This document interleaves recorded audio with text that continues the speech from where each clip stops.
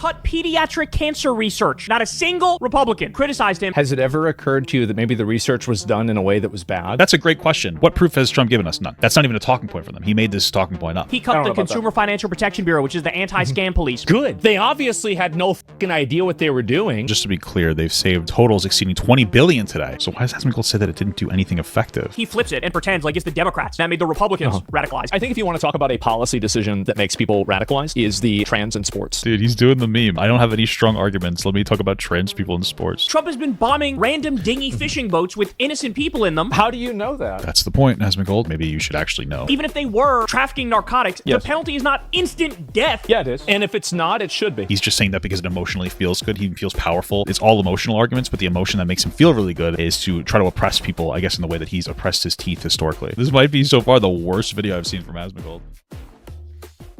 All right, guys, we got some interesting Kyle Kulinski versus Asmongold stuff. I'm going to watch Kyle Kulinski's video first. It's actually relatively short. It's only 16 minutes, and then we'll watch Asmongold's reaction to it.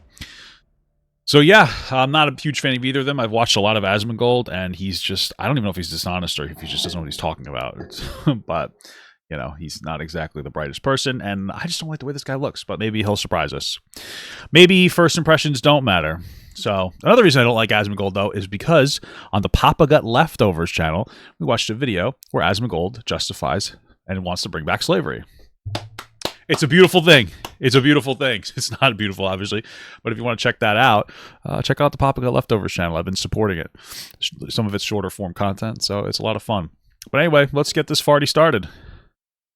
Start talking. That's been driving me crazy more and more lately. Oh, yeah? What's that, dude? Is when you have people who have large audiences who don't know what the fuck they're talking about, but they're just desperate to start giving their political takes and opinions. Sounds just like me, baby. Because, look, you do a massive disservice. You have this giant audience of people who follow you, and if you're out there spreading false notions of politics, that's unacceptable. That's unacceptable. That's so true, King. The best example of this is fucking Joe Rogan, who doesn't know his ass from his elbow, but he's out there. He was at the inauguration. I think that might be the only thing he does know. He's pretty big into working out, so.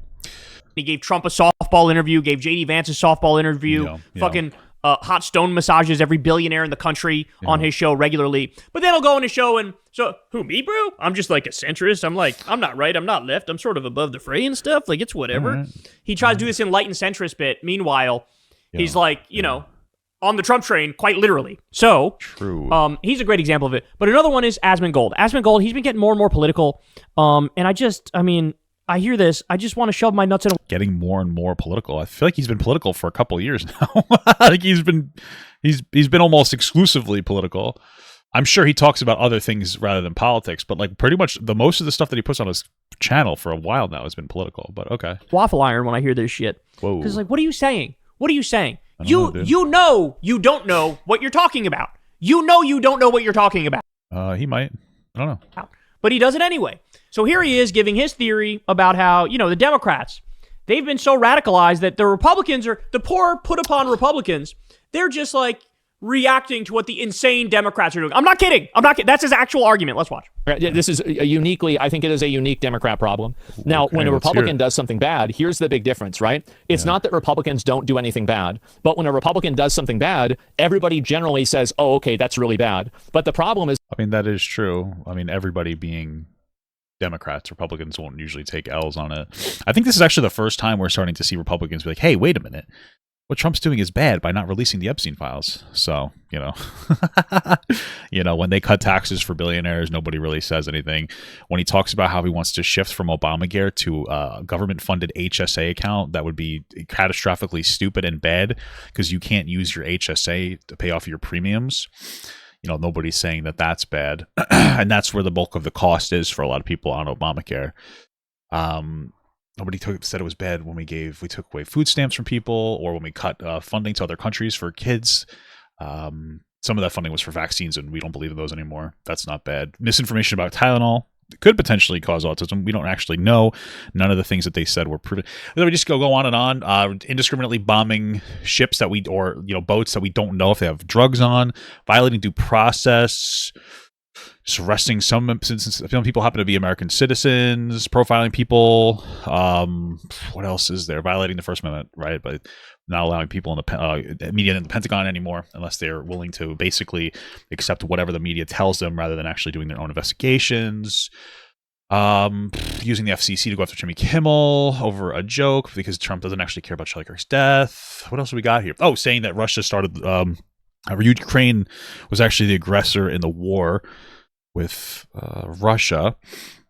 Trying to placate Russia, talking about how we should genocide Palestinians by pulling them off the land so we could build hotels. Sorry, I'm just trying to do this off the top of my head. I know I don't have like a whole bunch of these here. Let's see, firing a 5-star black general, I guess because he was black, and then putting in a 4-star drunk general as the attorney general that used to be on Fox News for 20 years and has no idea what he's talking about. I'm trying to figure out like what else. I mean, we barely have anything so far. Oh, indiscriminately putting up a bunch of tariffs on other countries for no reason than to look good, because in the long run it has no positive impact. To try to bring back jobs to America, it takes up to 10 years to build a large factory, so that's never going to happen. And by then, we're just going to automate it away, so it won't even bring back American jobs.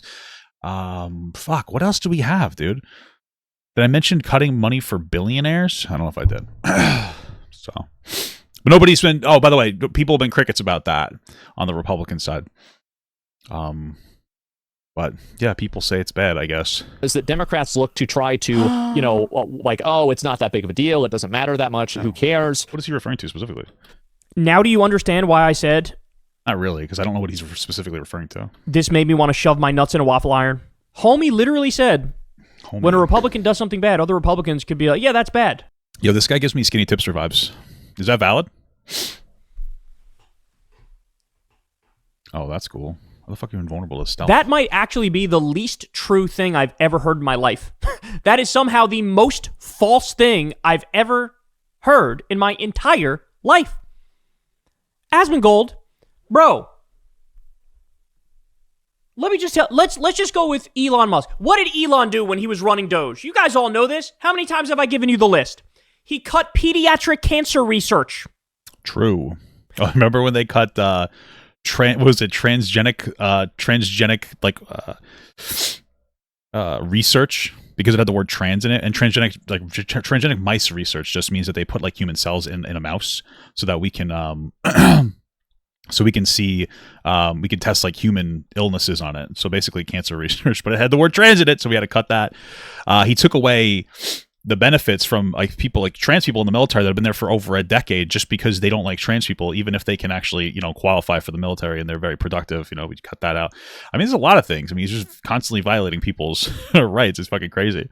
Not a single Republican came out. Not a single fucking Republican came out and criticized him for cutting child cancer research. By the way, there was one of those things was literally a cure that worked. Yeah, but it's not like Republicans are like pro-life or anything. So why would they care about children dying? I'm not kidding. It was a gene editing thing that they used to stop leukemia. They tried it on somebody. It worked. He cut the fucking funding. Whoa. He cut the national... You guys remember when he paraded that fucking black kid that had like brain cancer around, even though he cut surgery for other people? He cut funding for other people to like get that kind of stuff, you know? Isn't that crazy? Which literally led to deaths. It led to deaths. There was a late warning that went out because he cut the National Weather Service, and you have... there's more issues than just that, but like, yeah, that doesn't really help doing that. He also cut, I think he cut a bunch of people at the air traffic controlling as well. He's like, oh, why is everything so slow? And then he cut a bunch of trainees. These kids at a Christian sleepaway camp who died. He cut Meals on Wheels. He cut the Consumer Financial Protection Bureau, which is the anti-scam police. No Republicans criticized any of these things. None of them. He fired 80... Well, yeah, they literally cannot criticize these things because it would be career suicide. They finally realized that they can criticize, you know, his... him, you know, being okay with pedophilia, I guess, because he's not releasing the Epstein files, even though he ran on it. It's crazy. 3,000 veterans. Nobody criticized it. He fired 250,000 government workers overall. Nobody fucking criticized it.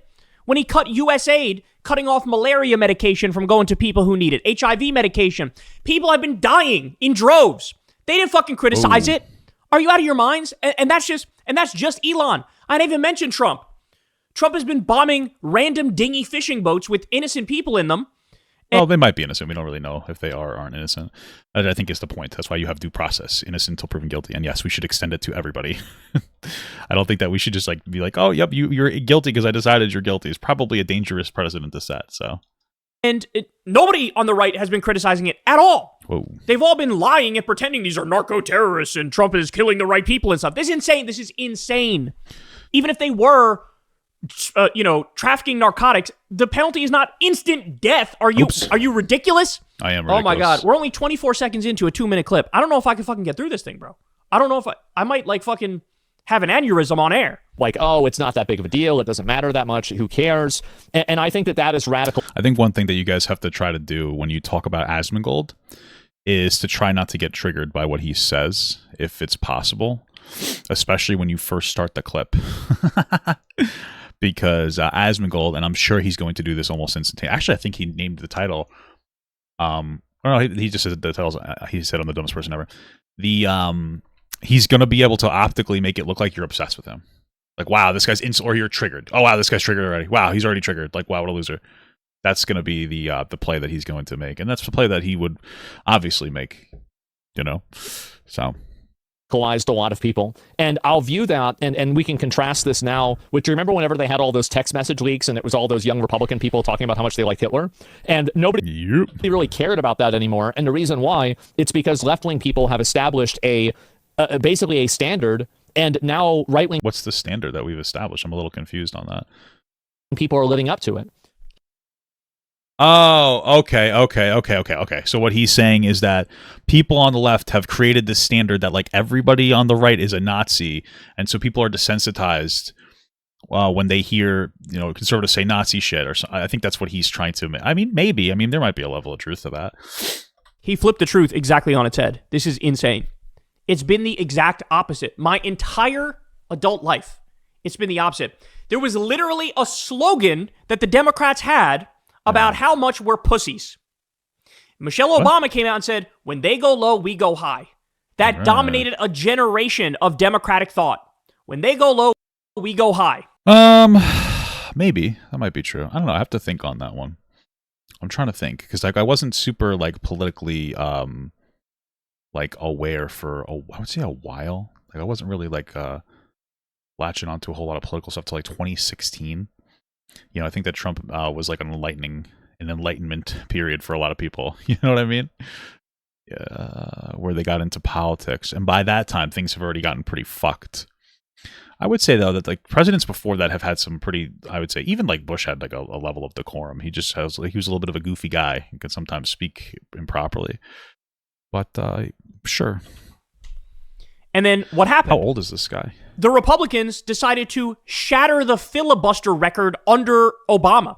Obama literally came out and said, I'm going to propose your ideas, Republicans. I'm going to do the things you say you love. I'm going to do a healthcare plan that came from the Heritage Foundation, a right-wing think tank, and Mitt Romney, the Republican, did it in Massachusetts as the governor. I'm going to do your plan. And Republicans had previously all supported this plan. As soon as Obama proposed it, we're against it. We're against it. How dare you? It's communist for us to do the healthcare plan that we came up with. This is who we're dealing with. They broke the filibuster record. I'm a little skeptical that Republicans wanted to introduce that. Let's see.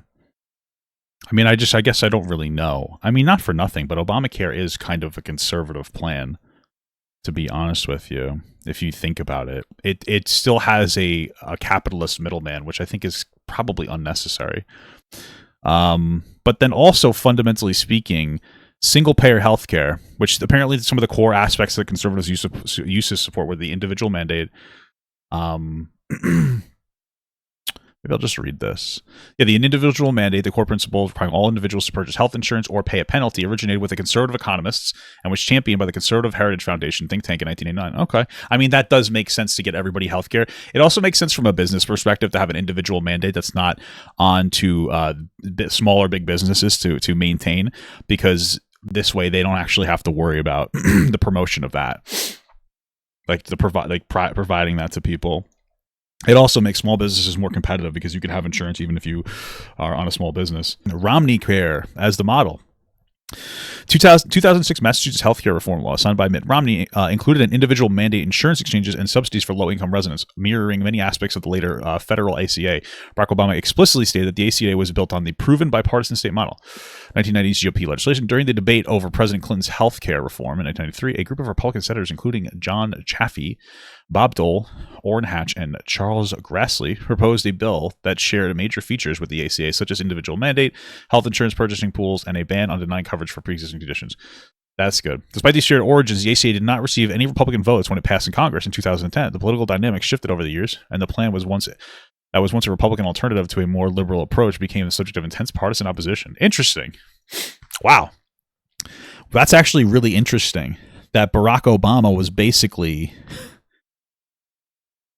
a modern day Republican, and it seems like the Obamacare was actually a very Republican plan just 10 years earlier, not even. And it seems like Obama was actually a conservative. What the fuck? I mean, he also wasn't for gay marriage. He was for like a separate but equal thing.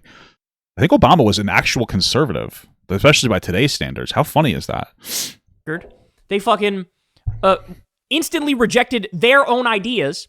Obama would do things like cut small business taxes, and they would attack him for it, even though, again, that's their ideas. You want to talk about radicalized? 100% is the exact opposite. Democrats and liberals and leftists have been radicalized by Republicans being so fucking insane. I mean, that's fair. Trump tried to coup the government. Trump lost. That is something that I've seen Asmongold previously say that he believes. What the fuck? An election to Joe Biden, and then he did fake electors slates, which was illegal, by the way, but he fucking got away with it. Yep. Then they had January 6th, the violence at January 6th. Just to be clear, Biden won.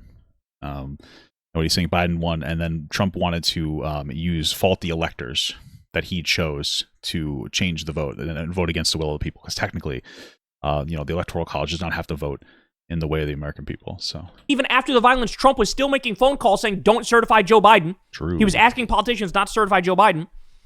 Isn't it crazy though? Because we always look at it and we're like, "Oh my god."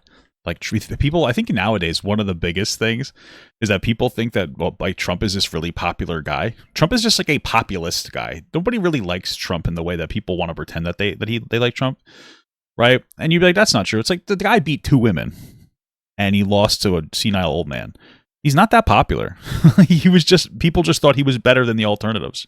It's really not that popular. So it's kind of funny when people talk about how like amazing he is, but he's not. And he's not even that popular, rather. That's insane. That is insane. And so they do the extreme shit. They do the crazy shit. But somehow, we're the problem. We're the ones who never fucking criticize our own. Are you kidding me? How quickly do Democrats throw each other under the bus? Remember? That's true. Democrats do throw each other under the bus. And it's because they're they were at one point like the preferred. Well, I guess I say we. I'm not really Democrat, but... I'd probably be conservative if conservatives weren't so fucking crazy. If they supported actual decent policies, like, hey, instead of having this like incredibly over-policed welfare state, like what if we just had something very simple like a negative income tax or something? Like I would be for that. Something like more basic. I think that's what a real conservative would be like. Hey, let's do universal healthcare that's government run, but we have like private insurance options as well. And hey, let's do a universal basic income instead of doing 106 different welfare services. I think it's 106. Like that's actual, to me, that's actual conservatism. Just trying to do as like little regulation as like we possibly can. As little micromanagement as we possibly can. That's kind of more of how I would interpret like a conservative idea there. Al Franken was a senator. There was a picture that he took where he was like fake grabbing somebody's titty while they were sleeping. That picture came out. He used to be a comedian, by the way. He didn't actually touch the woman, but it was like fake grabbing the titty and like laughing at it and joking about it. He had to fucking resign because other Democrats threw him immediately under the bus. Are you out of your minds? Too woke? I remember when he was on SNL. I keep saying minds. Are you out of your mind?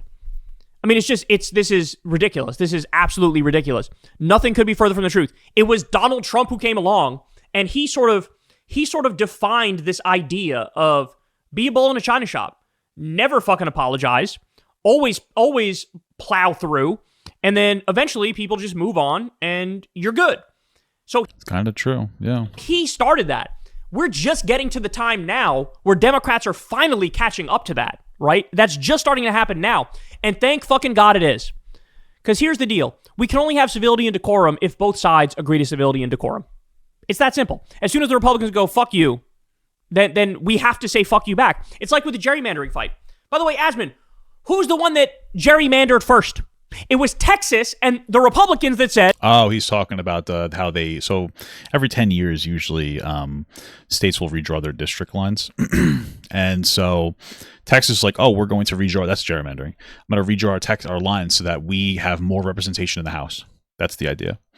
And then after that, what they ended up doing is like, since Texas did it, California said, okay, we'll do it too. And so like, that's, we have this obviously very healthy political system that's working really well for us. Ed, we're just going to gerrymander and steal a bunch of Democratic seats and turn them Republican. Yeah. Greg Abbott did that because Trump told him to do that. Yeah, I think it's important to understand why Republicans would do that. And I think that people should really keep in mind, Republicans don't actually have a meaningful platform. That, just to be clear. You can get as triggered as you want over that. Like conservatives can get as triggered as they want, but there's no meaningful platform at all. Like there's no actual policy. So Trump said that he wants to take care of healthcare, especially in his first term. Did nothing. Literally just got rid of the individual mandate. Did literally nothing. Now he has a horrible plan to replace Obamacare subsidies with an HSA, with some kind of government HSA, which is going to cost you more money because most of the subsidies go to you having insurance in case you need it, not paying money. Like it goes to premiums. More of it goes to money. Most of the Obamacare subsidies go to premiums. The money that you pay for having the insurance, not like the co-payments or any of the deductibles. So he wants to make this big HSA. I'm assuming he wants to have like a big, huge pool of HSA money that Congress can pull from, like they do from Social Security. I think it's really just like a ploy to do some dumbass bullshit like that. And then they can complain that there's no money left for the HSA because it's not a functioning system, even though like with Social Security, they say that there's no money left, but they're always pulling into that to take money out of it. But he said he's going to do that. He said he's going to end the conflict in Russia. Ukraine wasn't able to do that. So far, I think the ceasefire has already been violated in the Middle East. Couldn't do that. Hasn't brought any jobs back. He actually just raised the fuck out of taxes. Cuts for billionaires. It's harder to be an American citizen. Like, it's harder to just live day to day. One thing he's doing is like mass exiting illegal immigrants from the United States, which he hasn't even really been super effective on, because I think he knows that he can't do that because a lot of businesses like the one he used to, well, he still owns, relies on a lot of illegal immigrant labor. Same thing with farmers. He's just making a lot of noise, and it's usually noise to distract you from the fact that he was best friends with the most prolific pedophile that we've ever known in our lifetime, Jeffrey Epstein. So, he's completely ineffective. He just says stuff. That's literally, he just says stuff. There's no platform. And so that's why the Republicans need to try to play these tricks on people, because right now the Republican Party has really no standards whatsoever. So yeah, that's why they do stuff like this. And then that had to happen before fucking you had Newsom step up and say, all right, if you're going to do that, then we're going to counter gerrymander in California. Newsom didn't start that. The Democrats didn't start that. Republicans started that. We responded in kind. Democrats and liberals and leftists responded in kind.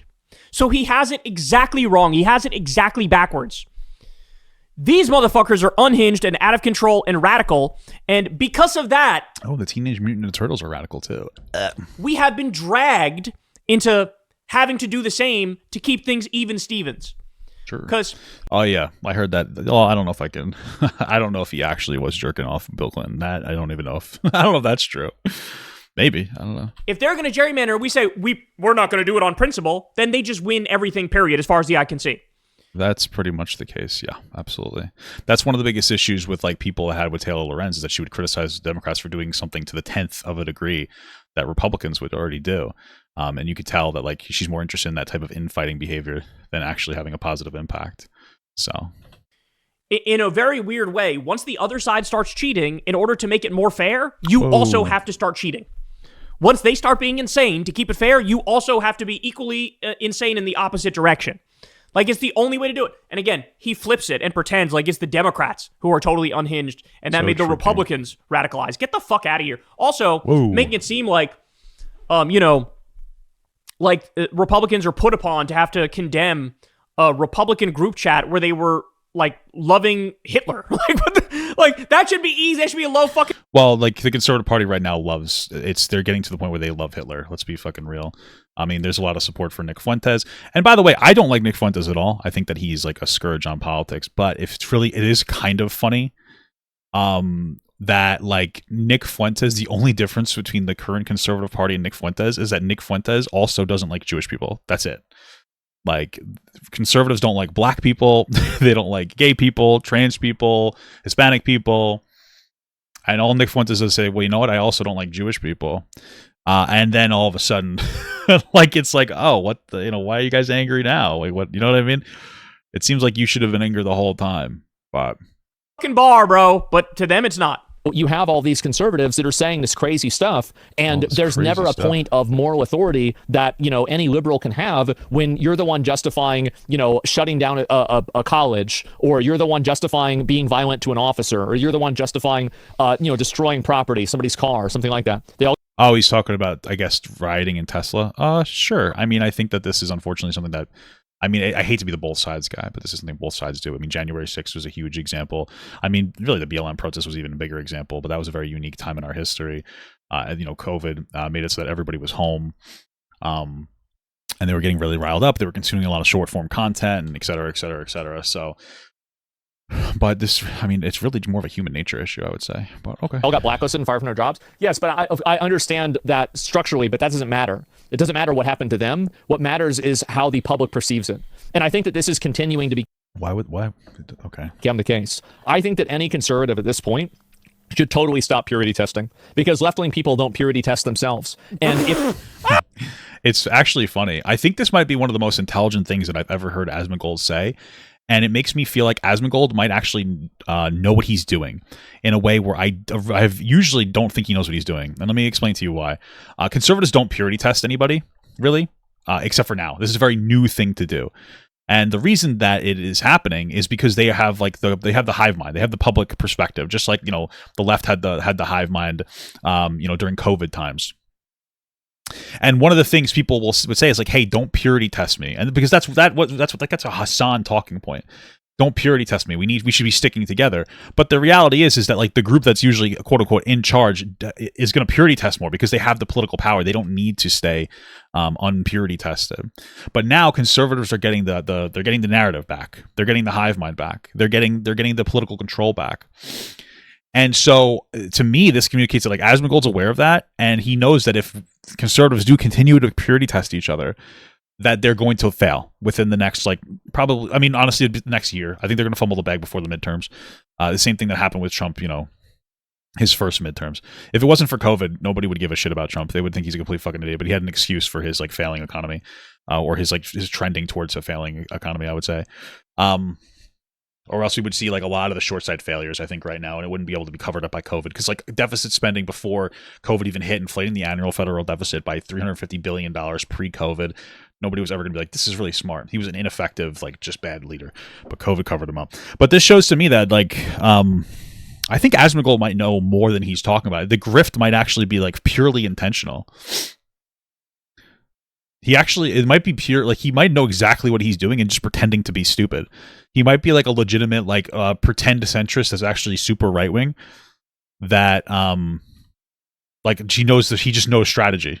It's totally possible. He might be a legitimate grifter, not just a stupid person. Oh my god. The extent to which this guy has no fucking idea what he's talking about, it's like he just got into politics 7 seconds ago.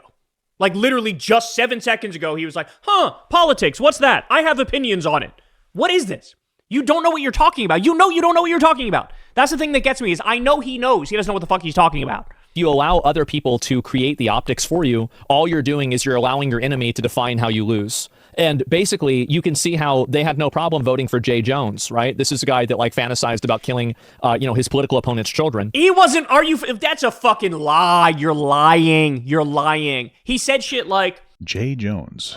3 people are in an elevator. Hitler, Pol Pot, and my Republican opponent. And you only have 2 bullets. What do you do with the 2 bullets? And he says both go in his opponent. That's obviously a fucking joke. That's an interesting joke to make. I don't really know who this person is, but okay. And the core. I feel like most people don't even know who that guy is.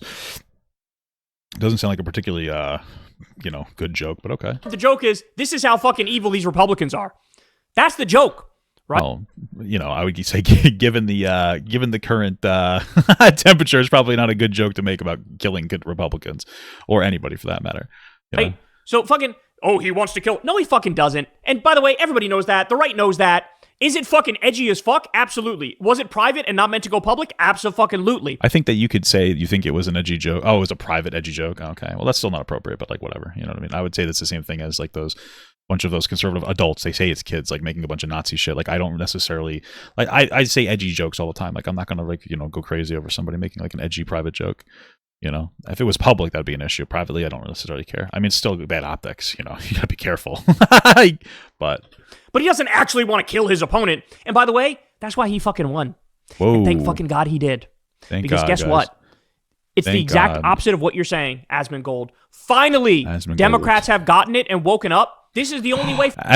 Are you saying Democrats are finally gone woke, dude? What the fuck? He said in 2020? That's fucking crazy. What the fuck? Forward for us. Because Trump made this politics. Where the fuck am I going here? The rule of the day.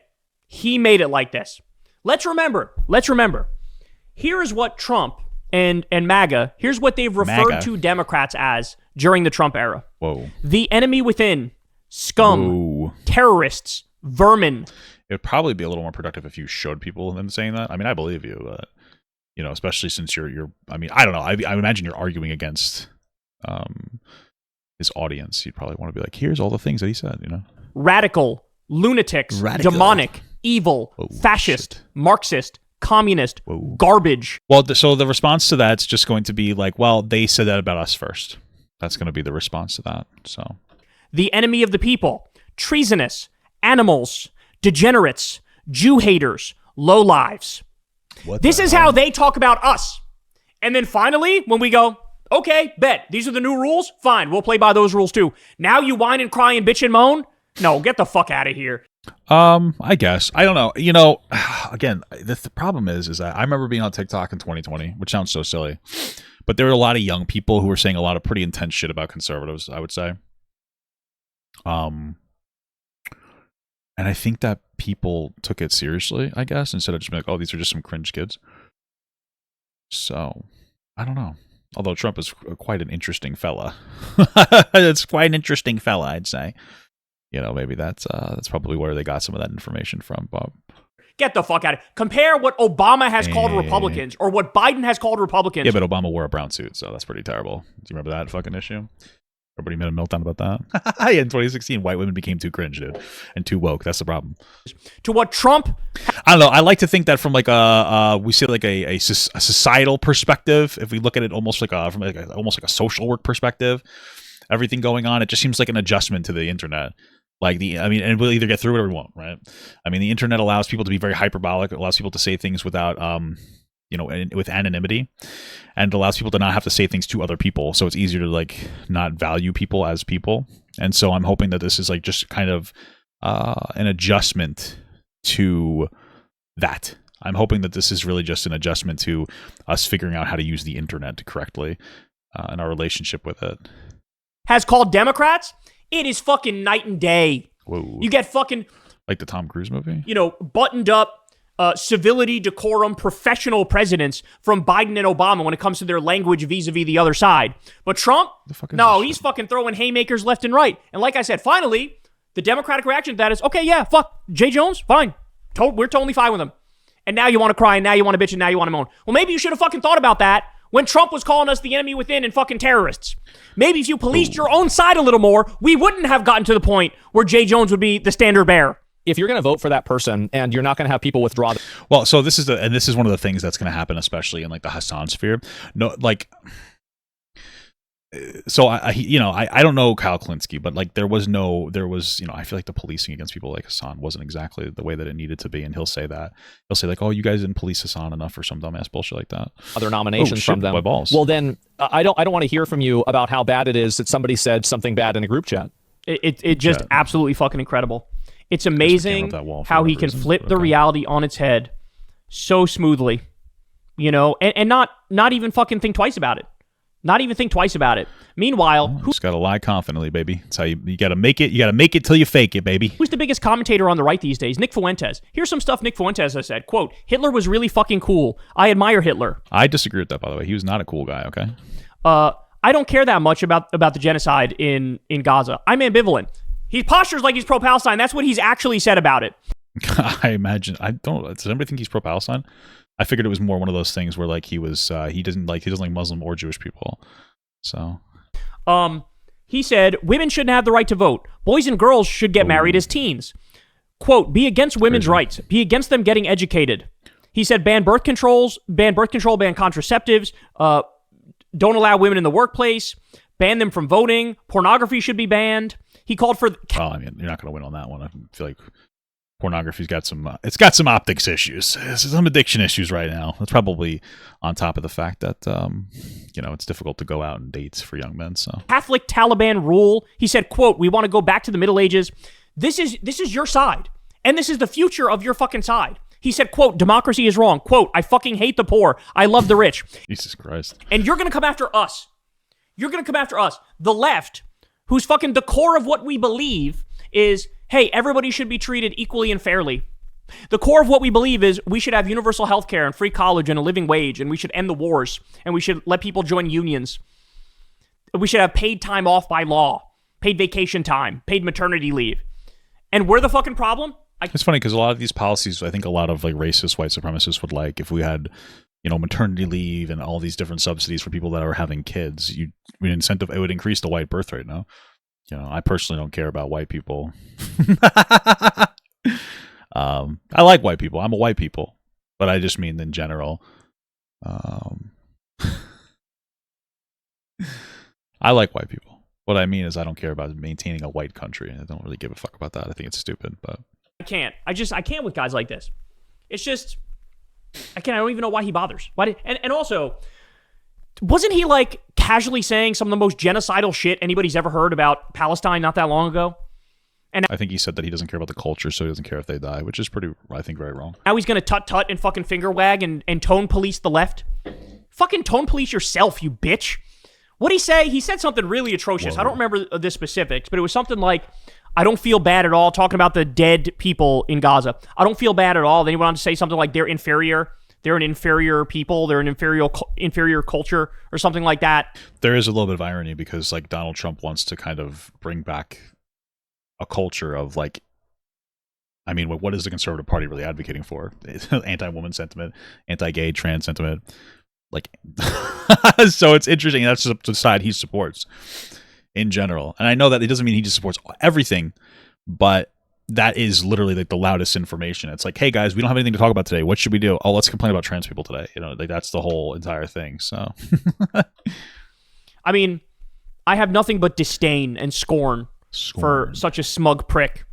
Whoa. Who, by the way, is also quite judgmental considering he's got cockroaches and fucking rats and shit in the background, and he's notorious for like never showering and stuff like that. I can't with this stuff. So yeah, apparently according to Asmongold, it's not the people who have literally built concentration camps and sent people there with no due process. They're not the problem. The problem, what is he referring to, like the camps from like his first administration, is how uncivil the Democrats are.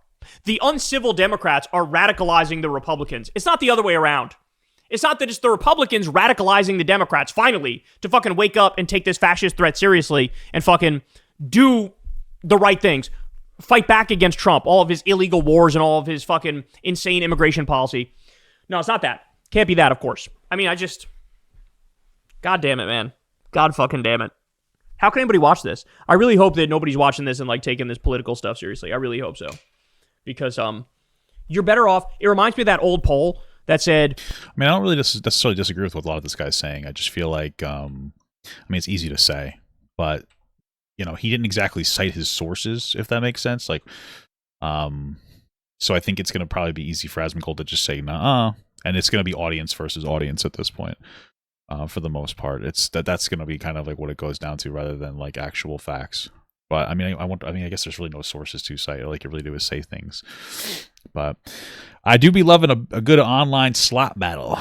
I mean, we're almost to the point where we get to watch Asmongold slop it up. People are better off watching no news than watching Fox News. Like, you literally are worse off watching Fox News than watching no news. It's literally the same taking the political opinions of Asmongold seriously. It's the exact same. Like, if you listen to him and you... Bro, tell me he doesn't give you, like, skinny tipster vibes, bro. Like, the cadence of his voice. Am I wrong? You take what he's saying seriously, that's worse than watching nothing. Ooh. Than just, like, being totally ignorant. Like, you're better off being totally ignorant. You'll have a better understanding of the political world if you're totally ignorant than watching this guy. Jesus Christ. So true, King. So true. All right, there you have it, guys. There you have it. All right, you guys know I love you. Thank you, as always, for watching. You guys can subscribe to the channel, support the show on Patreon, sign up for Crystal Kylan Friends on Substack. You could go sub to Corin's World and come watch us. Yeah, guys, watch the Papa Got Leftovers channel. Live when we do Kylan Corin's on every Monday night at 8:30 p.m. Eastern Time. And that's all I got for you, man. Everybody have a great rest of your day, and I will talk to you soon. Peace. Hey, y'all, do me a favor and like and subscribe. It helps out big time in the algorithm. Right, that's great. Click the bell as well for notifications. Yeah. Clip my balls. All right, let's see Asmongold's response. This guy crashed. This guy. Sorry. Inappropriate. This guy crashed out about, I guess this is like a clip that I did. I am apparently the dumbest person. Clip that he did? I guess somebody clipped it and put it up on Twitter or something. It's incredible stuff. Sorry. Dumbest person to him. One of the things that's been driving me crazy more and more lately is when you have people who have large audiences, who don't know what the fuck they're talking about, so true, but they're just desperate to start giving their political... My wife saw this guy. She saw a play the other day. It was, I forget what it was. It might have been Exorcistic. And Lance Bass was there in the show. So isn't that cool? Takes and opinions. Okay. Because, look, you do a massive disservice. You have this giant audience of people who follow you, and if you're out there... The disservice is disagreeing. Spreading false notions of politics, that's unacceptable. That's unacceptable. The best example of this is... Well, I mean, if you're saying factually wrong things, then the disservice is a little more than just disagreeing. It would be you being wrong, whether intentionally or otherwise. You know what I'm saying? Oh, fuck you. Fucking Joe Rogan, who doesn't know his ass from his elbow, but he was at the inauguration. He gave Trump a softball interview. Gave JD Vance a softball interview. Fucking hot. Didn't give you an interview. I can see why you're mad. Stone massages every. He's starting from the jump at just like going after the guys. Like, oh, I guess you're just mad because of that. I don't think that's why he's mad, but maybe he's just jealous, dude. Billionaire in the country on his show regularly, but then he'll go on his show and who, me, bro? I'm just like a centrist. I'm like, I'm not right. I'm not. It would be fucking insane if Asmongold did it on Joe Rogan. I don't even know. Left. I'm sort of above the fray and stuff. Like, it's whatever. He tries to do this enlightened centrist bit. Meanwhile, he's like, I thought this was about me. Let's get to the part about me. On the Trump train, quite literally. So, he's a great example of it. But another one is Asmongold. Asmongold, he's been getting more and more political. And I hear this. I just want to shove my nuts in a waffle iron when I hear this shit. Because, like, what are you saying? What are you saying? You know you don't know what you're talking about. Okay. You know you don't know what you're talking about. Great. But he does it anyway. So here he is giving his theory. Okay, so here, all right, here we go. This is me talking. All right, let's find out. About how, the Democrats. Yes. They've been so radicalized that the Republicans are the poor put upon Republicans. You guys, you think he's going to drink something off the BDS list? Republicans, they're just like reacting to what the insane Democrats are. Shit, he is. I'm not kidding. That's his actual argument. Let's watch. Just as bad as Hassan, guys. Pretty terrible stuff. This is I think it is a unique Democrat problem. Now, when a Republican does something bad, here's the big difference, right? It's not that Republicans don't do anything bad, but when a Republican does something bad, everybody generally says, oh, okay, that's really bad. But the problem is... I don't think everybody... You know what's like funny here? I think I figured out what like the funny part here is and what he's saying. So when he says everybody says that's bad, what he's saying is like Democrats will say it's bad, which is true. Democrats say Republican stuff is bad. Republicans say Democrat stuff is bad. That's the difference. But he's like making it seem like the Democrats is everybody, even though Republicans won't actually police themselves. But that Democrats look to try to, it's not that big of a deal. It doesn't matter that much. Who cares? Oh, he mad. Now do you understand why I said this made me want to shove my nuts in a waffle iron? That's crazy, dude. Apparently, people are saying that Kyle's been on Joe Rogan, so... Oh, yeah, he was on there last year. That's fucking crazy. He's on twice? Oh, he's on there twice. Wow. Oh, he's on 3 times. What the fuck? He's been on Kyle... Oh, apparently, he's been on there 3 times. What the fuck? Wow. Asmongold got owned on that one, huh? Great argument. You know what? That, you know, I never saw it this way whenever I said it, but now that you say that you want to put your dick in a waffle iron, We said his nuts, but I completely agree with you. I actually was wrong. Yeah, I was totally wrong. Homie literally said, yes. Homie is crazy, dude. when a Republican does something bad, other Republicans could be like, yeah, that's bad. Yeah, generally. Like, I just want to know an example of what he would be referred to. I think true. I think it's more true than for Democrats. It's not. Nowadays, it might be. That's what it is. If you're only what the fuck? If you're only referring to the past couple of months, then it's true. Like if you're referring to the Nick Fuentes era shit, then yes, that is true. Just to be clear, it would be considered true, because like Nick Fuentes, the acceptance of him is like there's conservative infighting, and now conservatives are like, hey, wait a minute, this is a bad thing now, but this is not historically true. While Democrats were in like the, I guess you'd say, hive mind, where Democrats had the culture. We'll say it like that. Democrats had the culture. I'm sure there's exceptions, but I think it's generally true. It's not really generally true.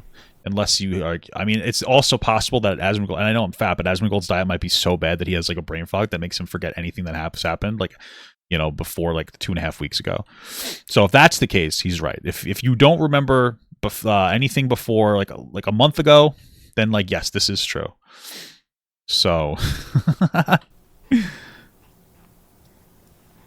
Yeah. That might actually be the least true thing I've ever heard in my life. That is somehow the most false thing I've ever heard in my so the argument is no. Got it. entire life. Okay. Asmongold, bro. Great argument. Let me just let's just go with Elon Musk. What did Elon do when he was running Doge? You guys all know this. How many times? Nothing particularly effective. He found nothing. I think the biggest thing that they found is that the Social Security office or whatever has dead people on the list that don't receive Social Security, and they tried to make it seem like they did. That's it. That's what they didn't really do anything. It's just noise after noise. I remember that Elon Musk talked about how Donald Trump was on the Epstein list. I remember that. I also know that Asmongold doesn't actually care about that. So that's definitely safe for young people. Times have I given you the list? All right. He cut pediatric cancer research. Not a single Republican came out. Not a single fucking Republican came out. I wonder what Asmongold will say when he hears, oh, is he going to say, is that true? Or is he just going to not even? He probably just won't respond to it. Criticized him for cutting child cancer research. Has it ever occurred to you that maybe the research was done in a way that was bad? Oh, I'm surprised he actually... no, that's not at all. Because that's not even what they said. So I don't think that that's true at all. I think that you're just saying that. Like, every time that people say something like this... What was bad about it? So he's not going to say... I almost guarantee you, he's not going to say what would make it bad. He's just going to be like, oh, what if it was bad? What if it wasn't? Like, can you explain to me what would make it bad? What makes the research bad? The implication is that, they're curing cancer or something like that. This is bullshit. They're doing cancer research to try to get to a point where we can cure or treat different types of cancer. Yeah. And also on top of that, just because you're doing research doesn't mean that it's a good allocation of government money. What if the research that you're doing is problematic? Yeah, maybe it is. Can you tell us what aspect of it would be problematic? What if the research is not funded properly? Can you tell us an example of that? What if you're getting too much money? Mm-hmm. There are all of these questions. It's like basically doing cancer research is not an immediate and infinite get out of jail free card from any degree of accountability and any amount of government oversight. What a crazy thing to say. So I just need you guys to understand that like this is the lie by omission from Asmongold. And this is one of the things you have to keep in mind about like why he is like such a dumb, dishonest piece of dog shit. Right now, what's the proposition? Kyle Kulinski says, hey, Trump has been canceling research. Asmongold says, what if that research was bad? That's a great question. What proof has Trump given us? None. That's not even a talking point for them. He made this talking point up. It's the lie by omission. It's the lie by omission. The omission part is the actual facts that would justify that. Why wouldn't Doge have a reason for that? Why wouldn't they say, yeah, this research was funded poorly? It's because it's just a talking point. It's just a Trump cum-guzzling talking point that he's coming up with. That's literally it. But it's and he pretends he's right because that's it. It's just like right now, people have to understand that like Asmongold has completely entered the realm of being a debate pervert. That's it. He's just a debate pervert. That's literally all it is. It's for cancer kids. Okay, great emotional argument. Okay. We love that. It's optics? Yeah, it's just optics. It's just the way that it sounds. Yes, that's exactly what it is. Is the idea of, oh my God, he's cutting research for cancer kids. Oh Yeah, no. that's not good. That sounds bad. But I guess maybe kids having cancer is good. I don't know. Like, okay, I mean, what proof do you have that the research was ineffective? Like, or like anything? Did Trump? I don't think Trump even said it was ineffective. They're just cutting things to cut it because they say transgenic in the title. By the way, there was one of those things was literally a cure that worked. Oh. Ooh. Oh, okay. So we had a cure. Let's get this straight. We had a cure for cancer. We almost had it, but Donald Trump and Elon Musk turned it off. Okay. Sure. I'm not kidding. It was a gene editing thing that they used to stop leukemia. They tried it on somebody. Yes. It worked. He cut the fucking funding. Interesting. All right. So let's see. Yes, during his second term, the Trump administration froze over $2 billion in federal research grants to universities like Harvard, which included funding for an experimental gene editing treatment developed by Professor David Liu. This therapy, which corrects defective genes, was used to successfully treat a 13-year-old girl named Alyssa Tapley, who had a rare, aggressive form of leukemia. Interesting. After chemotherapy and bone marrow transplant failed, she became the first human recipient of the treatment in a clinical trial. She's now 16 and cancer-free, making a successful outcome in at least one instance. This funding freeze was imposed as a retaliation after Harvard and other institutions resisted administration demands to address alleged anti-Semitism on campus tied to Gaza war protests. Dismantled DEI programs and align with a broader anti-woke agenda. A federal judge later ruled the freeze was unlawful and ordered the funds restored, but the administration is appealing, and the cuts disrupted outgoing work on this and related projects. This aligns with broader 2025 NIH cuts that have terminated hundreds of grants and affected over. Okay, so is it still cut? Apparently, just to be clear, this freeze is no longer in effect on this specific thing. So we have an issue of Kyle Kulinski talking about it, not. It did result in like pretty significant disruptions and setbacks. So apparently 5 months and loss of research materials. Wow, what the fuck? All right, so it had a pretty negative impact. I mean, I would have liked to have the full context from Kyle Kulinski, which he didn't give. But then again, like Asmongold's not exactly going to even look into it. He's just going to say no. You know? Okay. What if she was cured in a bad way? I don't know. Maybe she's the next fucking Hitler. Who knows? So maybe it was bad. I don't know. What the fuck? So it worked on one person. Yeah. Which again, I'm not even sure whether this is true. I don't have. You could always look into it. I don't have it in front of me. I don't remember this happening at all. You could just Google it. There's a lot of information out there. There's a lot of information out there. You could just Google it. You could just look into it like I did. You could just take the time out of your day to just go, this is interesting. Hey guys, I'm actually more interested in the truth. Let me just look into this. This is interesting.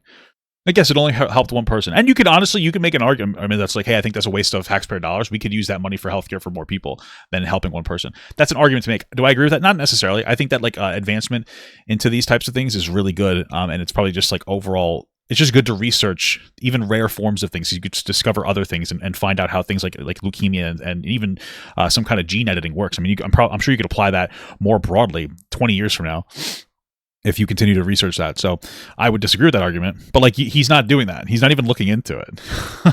By the way, but like, okay, so we have one person it happened on. Gotcha. It's just going to be a downplay of whatever Kyle says. So that's interesting. Leukemia is cancer? Yeah, it's blood cancer. National Weather Service, which literally led to deaths. It led to deaths. There was a late warning that went out because he cut the National Weather Service, and you have these kids. Scary stuff.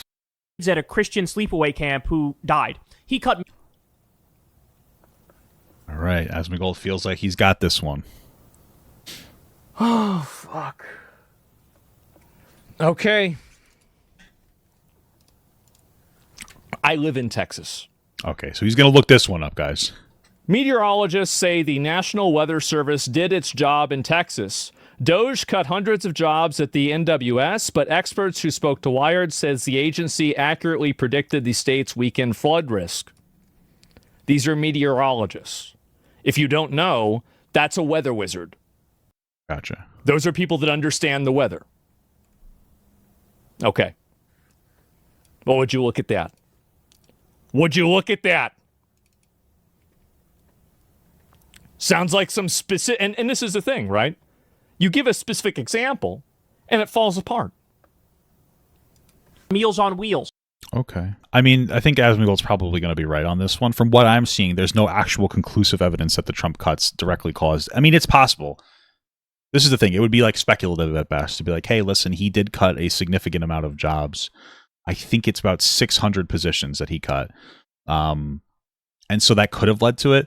But nothing says that in a matter-of-fact way. So it's really up to speculation. It's not, in my opinion, it's not strong enough to say this definitely happened. That's the way that I would operate with it. I wouldn't like be super strict on it personally. I don't think there's enough information to say that it happened like, as a matter of fact. So it is interesting though that Asmongold will look that one up specifically. It sounds like he already knew about it, but he'll look that one up specifically, but won't look up the cancer research part. Right. He cut the Consumer Financial Protection Bureau, which is the anti-scam police. No Good. Why? They weren't doing their job. What? Why does he think that? They obviously had no fucking idea what they were doing. Why do you think that? Scams have been through the fucking roof. Based on what? So, yeah. Wow. Well, let me get this straight. Okay. So there's a bureau of people that are supposed to stop scams. Well, they're supposed to cut down on scams. Yeah. But just to be clear, they've saved about $12 billion.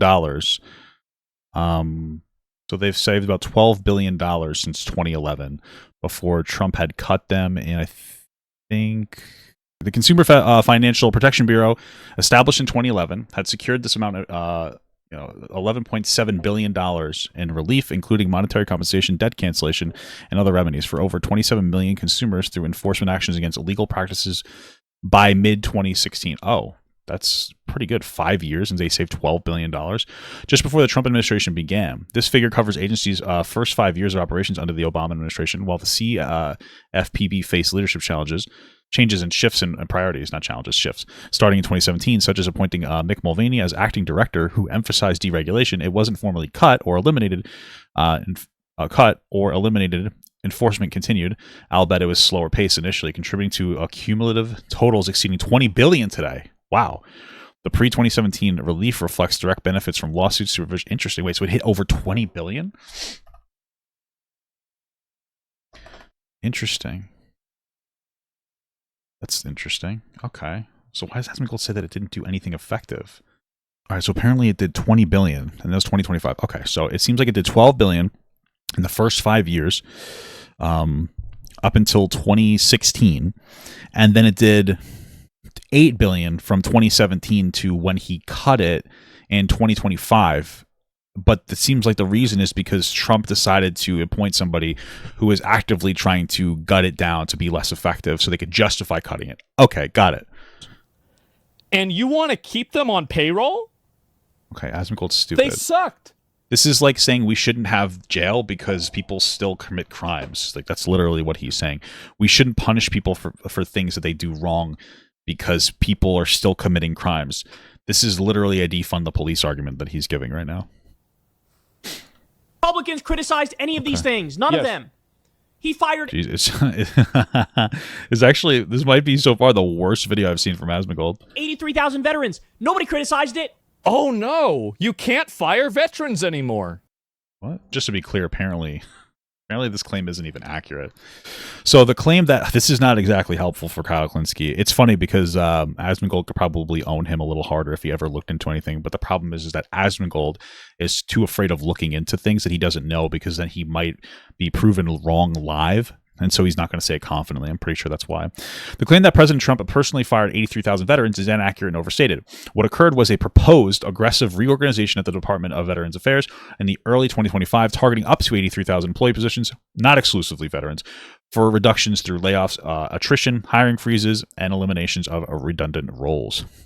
This was part of the broader Department of Governmental Efficiency DOGE initiative, led by figures like Elon Musk, aimed at downsizing the federal bureaucracy, cutting waste, and streamlining operations across government agencies per Trump's executive order on federal workforce reform. The VA's workforce, which by the way, I think is kind of stupid because the VA already struggles, but okay.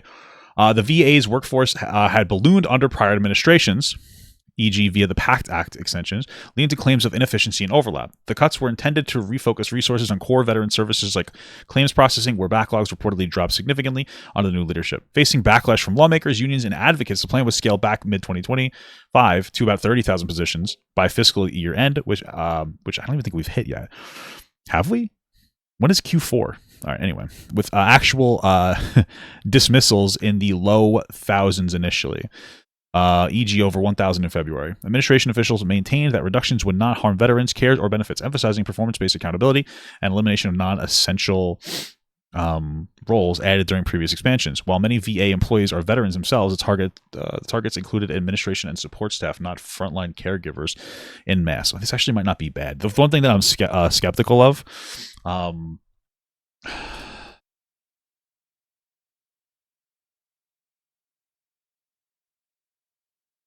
one thing that I'm skeptical of here, though, is that, like, you know, when you have the Trump administration saying that they cut like 100,000 or 1,000,000 or however many million of people off of Social Security because they were still giving money to dead people, that never actually was true. There were still people in the system, but they weren't getting paid, and so it's hard to trust anything that they do. But it seems like the metrics indicate. The metrics seem to indicate that they didn't lose effectiveness after firing those, I think, 1,000 people. So despite workforce reductions, VA performance metrics indicate sustained or enhanced effectiveness, particularly in core areas like disability claims processing. Okay, gotcha. So it seems like it didn't actually have a negative impact. Okay, so incredible. Nobody criticized it. Oh no, you can't fire veterans anymore. Didn't you know that? We're not allowed to fire veterans. Another emotional appeal. He fired 250,000 government workers overall. Nobody fucking criticized. Good. It should have been more. Why? Why should it have been more? So apparently it's actually, there's an announcement of a reduction of workers. It's actually up to 300,000 by, I guess, the end of this year, potentially. I don't know how much of it was put into effect. I think the argument is that in 2024, I'm guessing under Biden, it already had shrunk a little bit. What the fuck? Okay. I mean, I guess they're trying to see. Interesting. I guess they're trying to. I don't know if they're going to be able to maintain efficiency, but it's totally possible. From what I'm seeing, some of the data might indicate that there has been a disruption from federal workers being dismissed that might actually, in the long run, cause more financial issues just because of backlog and whatnot, like in the IRS. Apparently there's pivots towards using AI to supplement those workers, which is an incredibly scary thing. Okay, incredible. Criticized it when he cut USAID, cutting off malaria medication from going to people who need it. HIV medication. Oh, no. That's right.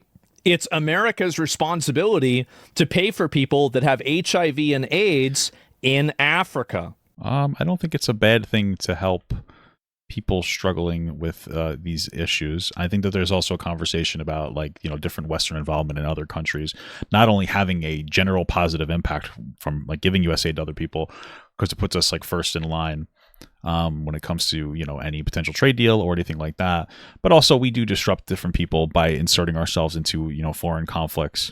So I don't think it's necessarily a bad thing.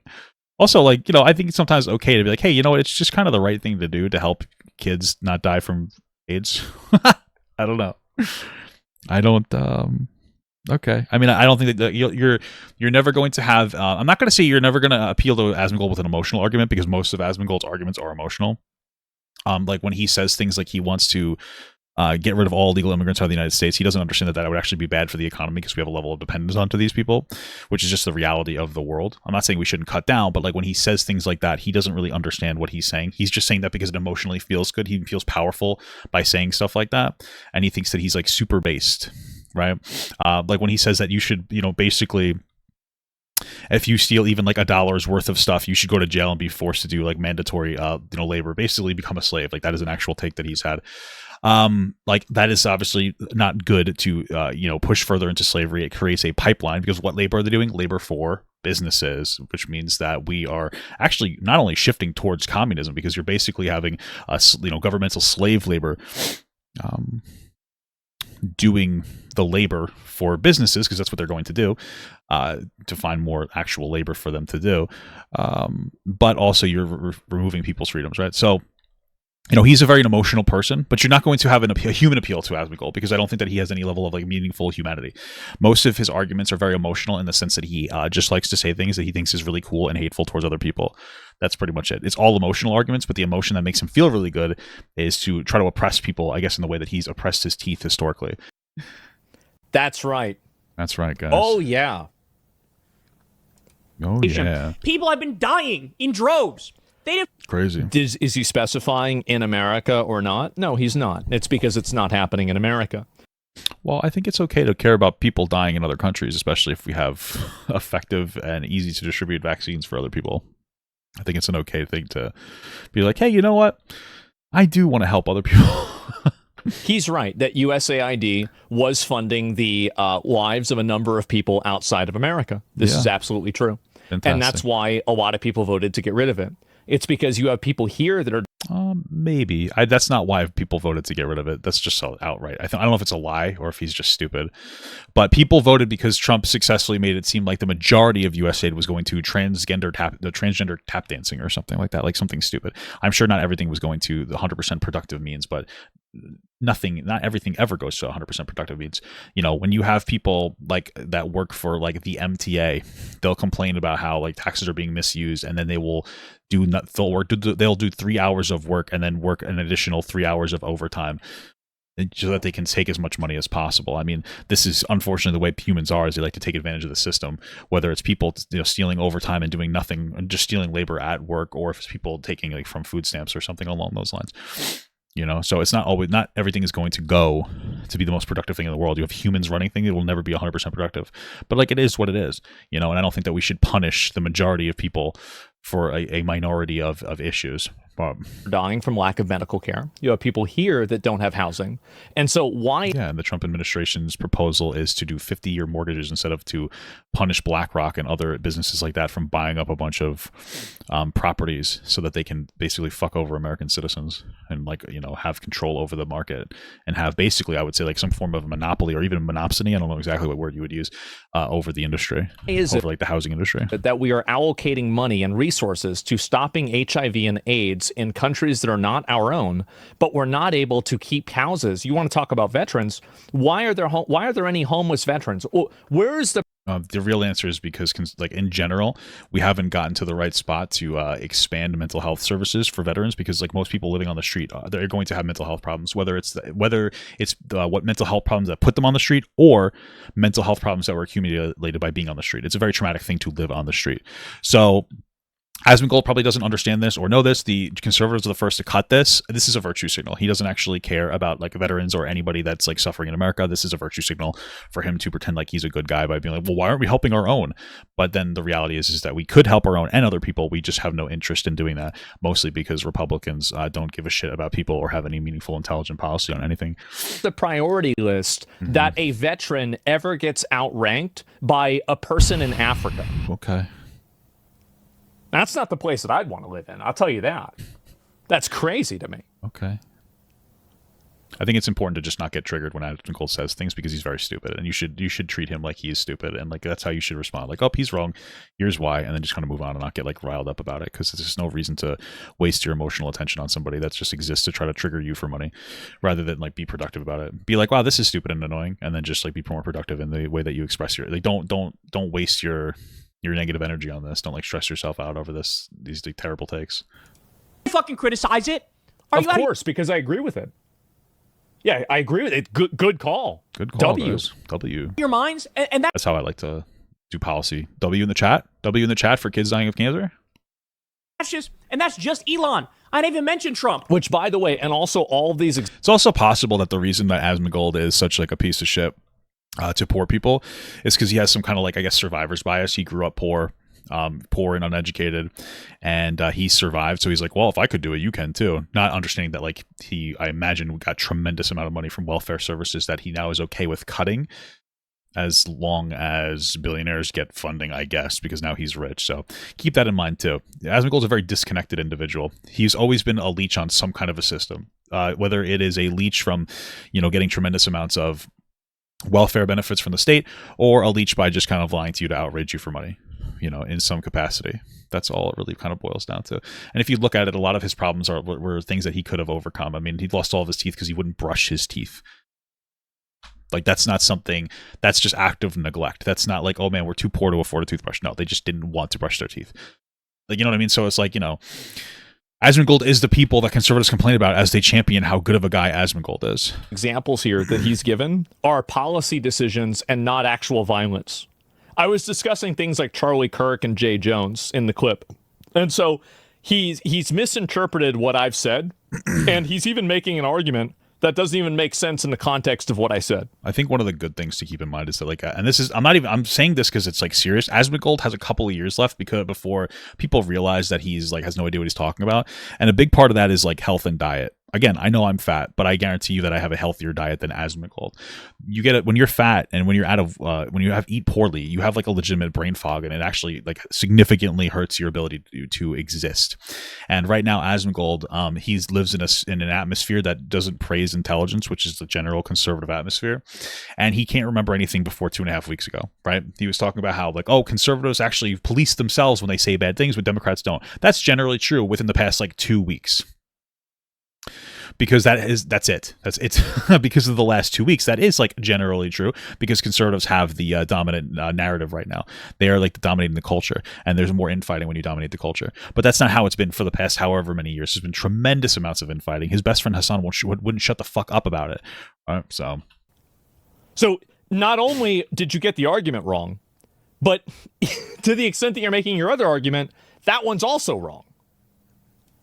Yeah, I'm not kidding. I'm not like making a joke. I'm being serious. Like, that is going to be the downfall of Asmongold, is the fact that he doesn't actually care about his own like well-being outside of making money. I don't think that he has the ability to look like a day in the future of like, you know what, maybe this is a bad thing for me to be engaging in.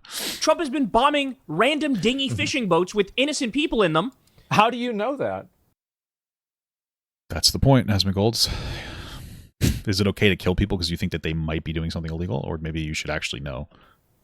You really think? This is so what about stupid. the submarine? Was that a fishing submarine too? Okay. Are all of them submarines? I don't know. That's why you usually check before you do something like that. Do you really think that they're blowing up? Really think that they're fishing boats? This is an innocent fishing submarine. No idea. Don't you guys have those? I don't. I think that it's probably not a safe thing to do, to just be like, let's just guess. With 4 motors on them. What do I do? Yeah, and by the way, so let me get this straight. So the U.S. government can read a license plate with a satellite from outer space, but you think that a Twitter post that said that the people were innocent is more accurate than that?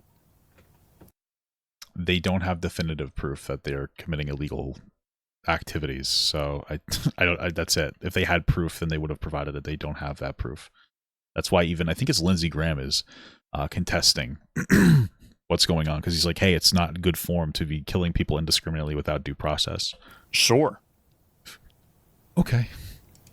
And nobody. I like this a lot. The take is the government is before the take was the government's not very effective. We have to cut funding. Now the take is the government is very effective when it comes to them killing people that definitely deserve it. It's like, okay. On the right has been criticizing it at all. Because they agree with it. Well, that's actually not true. There have been people that were disagreeing. So I've seen Rand Paul of Kentucky, Senator Lisa Murkowski has been disagreeing as well.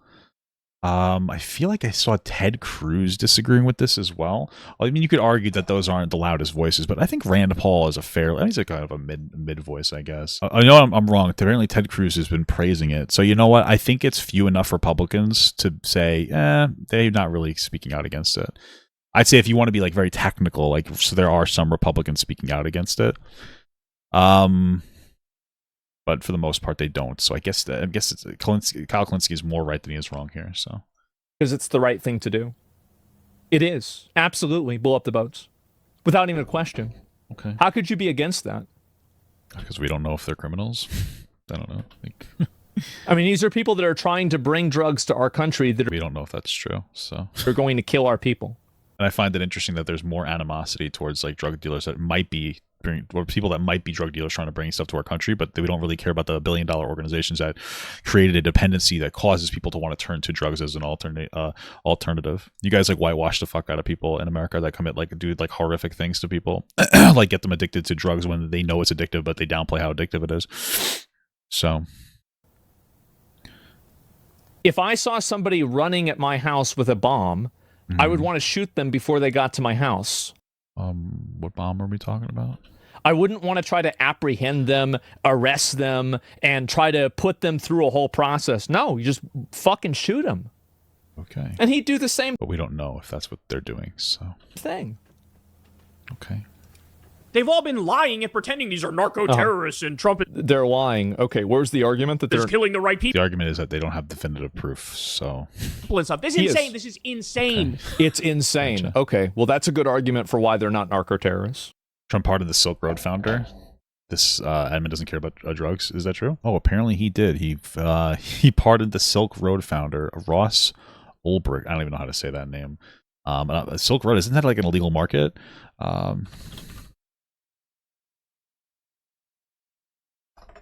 Is that an illegal market, or am I wrong? Do they sell drugs on that? Yeah, people primarily use the dark web marketplace Silk Road to buy and sell illegal drugs. Oh, okay. There you go. Yes, Donald Trump's administration doesn't actually care about stopping drugs because he pardoned the Silk Road creator, an operator that created a website to primarily use to sell drugs. 70% of his product listings by 2013 was drugs. Wow. Good job there, Asmongold. Wow. Yeah, no, I'm sure the fishing submarine. Yeah. Hey guys, we gotta bomb the fishing boats that might have been drug dealers. But the guy who made a website that was primarily used to sell drugs, we're gonna pardon him. We're gonna actively pardon that guy. That's incredible. Just a bunch of, like poor innocent Venezuelans who were just trying to get by, and they only had enough money to cobble together for one submarine. And you know what they say, right? You got to fish where the fish are. And so they had to go underwater to get the fish. So is your claim that all of them were fishing submarines? I mean, maybe in that one instance, you're right, that was people selling drugs. It'd be nice if we had a confirmation. But also, we're not just talking about this fishing submarine. We're talking about other things as well, like the boats. Even if they were... okay. So even if they were, right. Okay. So now we've already shifted. I wouldn't consider this a shift, but maybe. From, no, there's no way this is the case. But if it was the case, okay, here we go. Okay. Trafficking narcotics, the penalty is not instant death. Are you... Yeah, it is. I don't think that's proportionate, but okay. And if it's not, it should be. Why? Why should everything be put somebody to death? I don't really understand that argument. Seems very interesting to me. How about that? Okay, gotcha. Are you ridiculous? Oh my! He would have said the R slur if it was acceptable. Yeah, why not? Really? I don't know. Why do you think that selling drugs is really a punishment for? Really the punishment? This seems a little disproportionate there. I don't think that you need to jump right to. I don't think you have to jump right to that. So why not? Because it's disproportionate. I think that people I don't know. That doesn't seem like the right thing to do. Who gonna stop us? Yeah, exactly. Fuck them. I mean, if your argument's who's gonna stop them, I guess that's kind of an overextension of our powers a little bit there now. My God, we're only 24 seconds into a 2-minute clip. I don't know if I can fucking get through this. I'm only 3 minutes into his clip. I don't know if I can get through this either. I don't know if I might fucking... We do be rambling. Have an aneurysm on air. It's not that big of a deal. It doesn't matter that much. I'm going to have a waffle ball on air because he was saying he's going to put his balls in a waffle iron. Who cares? And I think that has radicalized a lot of people. And I'll view that, and we can contrast this now. Which, you remember whenever they had all those text message leaks and it was all those young Republican people talking about how much they liked Hitler? And nobody really cared about that anymore. And the reason why, it's because left-wing people have established basically a standard, and now right-wing people are living up to it. He flipped the truth exactly on its head. Okay. This is insane. It's been the exact opposite. My entire adult life, it's been the opposite. There was literally a slogan that the Democrats had about how much we're pussies. Michelle Obama came out and said, when they go low, we go high. That dominated a generation of Democratic thought. Then why'd you guys burn down all the stuff in BLM? Why'd you burn down the Teslas? That doesn't sound like going high. Maybe. That's true. I think that was the argument is going to be that it was a response from Trump. Also, not for another thing, if you're going to throw out a Hail Hitler, I'm not going to feel bad for you if people try to destroy your people like your Teslas. You shouldn't be throwing out Hail Hitlers. He knows it was a Hail Hitler. I'm pretty sure it was a response to getting criticism online because he supported H-1B visas and got torn apart by white supremacists like Sam Hyde. So I'm pretty sure that was a dog whistle defense of that. I don't think that's unreasonable. BLM was fucking crazy. I think that if you're going to attack anybody, you should probably be attacking police stations because it was the police that they had a problem with over policing as black areas. You know, I mean, they literally did murder a black guy. Yes, he was guilty of being on drugs or whatever, but that's not what killed him. And being on drugs doesn't mean you get to be punished by death. But Asmongold will just say, yes, it is. And he'll just move on and pretend that he just doesn't care. Yeah, so cop murdered a guy, and it wasn't just really George Floyd, it was also Breonna Taylor, who there was absolutely no justification for. You know, the police officers really fucked that one up. So don't know what to tell you, Be getting high, but not going high. So because Michelle Obama said something, now everything that Democrats do is automatically good. Well, no, he's saying that like Democrats have been pussies for a long time, which has generally been true. It wasn't even really Democrats who were doing like BLM.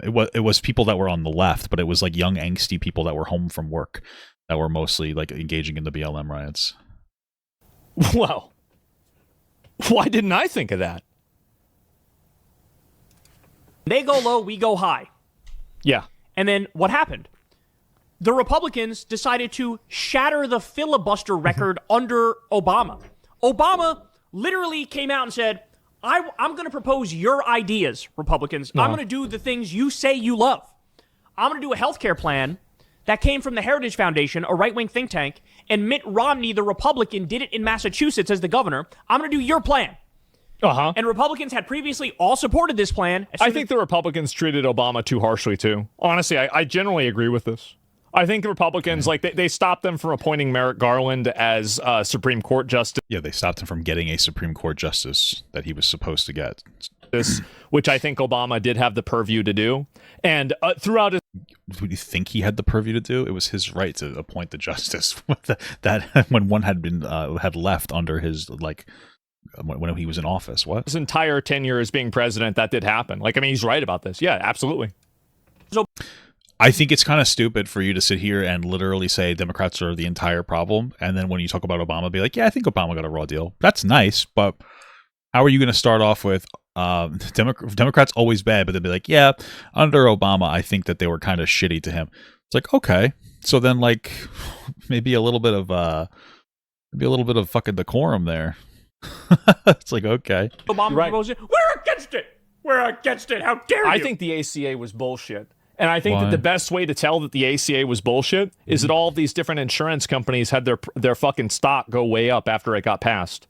Yeah, I would say it's kind of bullshit too, but it was the best we were going to get. We had a full privatized system.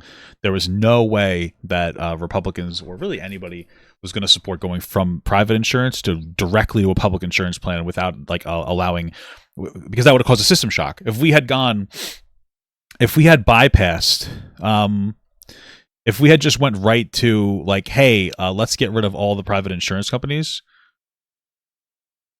and go right to a public option without private insurance companies, that would have been a big system shock. So Obamacare was as good as it was going to be able to be, but it's time to move on from Obamacare. That should have always been the natural understanding of the progression of the system. Obamacare was still very good. It prevented people from being denied for pre-existing conditions. It also removed lifetime caps. It's actually a pretty good overall. It was decent. It was better than what we had.